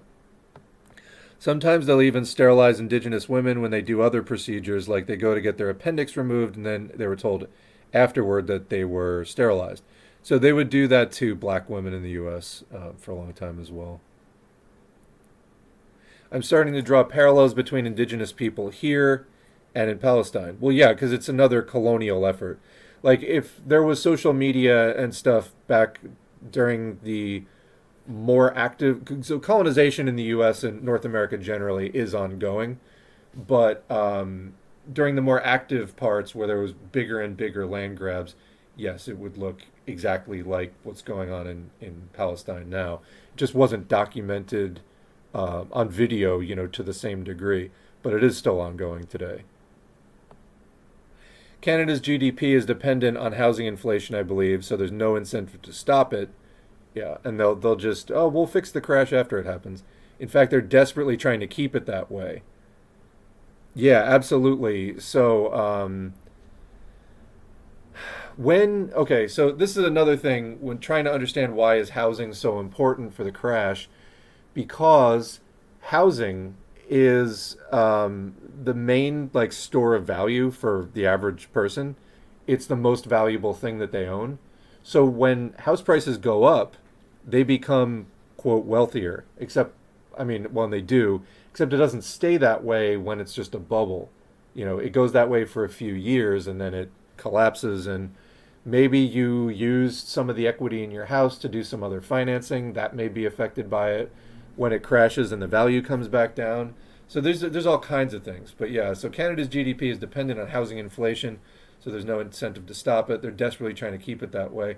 When you hear people talking about how, the prices will always stay high forever, and you're building wealth and all this other kind of stuff, it's complete crap. I wonder how many people, you hear this from people in the industry, and I wonder how many of them actually believe it. But they sure want to believe it. That's very clear. The reason that the Republicans lost is simple. Most of the military sided with the nationalists. In Spain and Germany and Italy were funding them with arms, weapons, and sending troops there, while there was an embargo on aid to the Republicans. Also, the British supported Franco. See Portugal. The USSR could have sent more military aid, of course, but that risked the Soviet military capacity, which was fighting for its life. It risked heating up the conflict and causing the Spanish Civil War, spilling over into a European conflict, and the Spanish Civil War wasn't going to be won by the Republic with a little bit of extra military aid. The USSR was not prepared for a full-scale European conflict at that point. Let's pick this up in the future. If people want to DM me their opinions and resources on the Spanish Civil War and the USSR in there, I will be happy to start compiling stuff. But we have caught up with the chat, and we are over 4 hours, and we are going to call it there. I want to thank everybody. This is a pretty big stream today, and want to thank everybody for contributing to it. The stream, I could just sit here and talk into the mic for a few hours, but it is much more interesting, lively, productive, and varied with everyone else's contributions. So if you like this stream, thank me, but also thank a patron and thank a chat contributor. But yeah, so thanks again to everybody for listening, and we will be back soon with more audiobooks and more streams.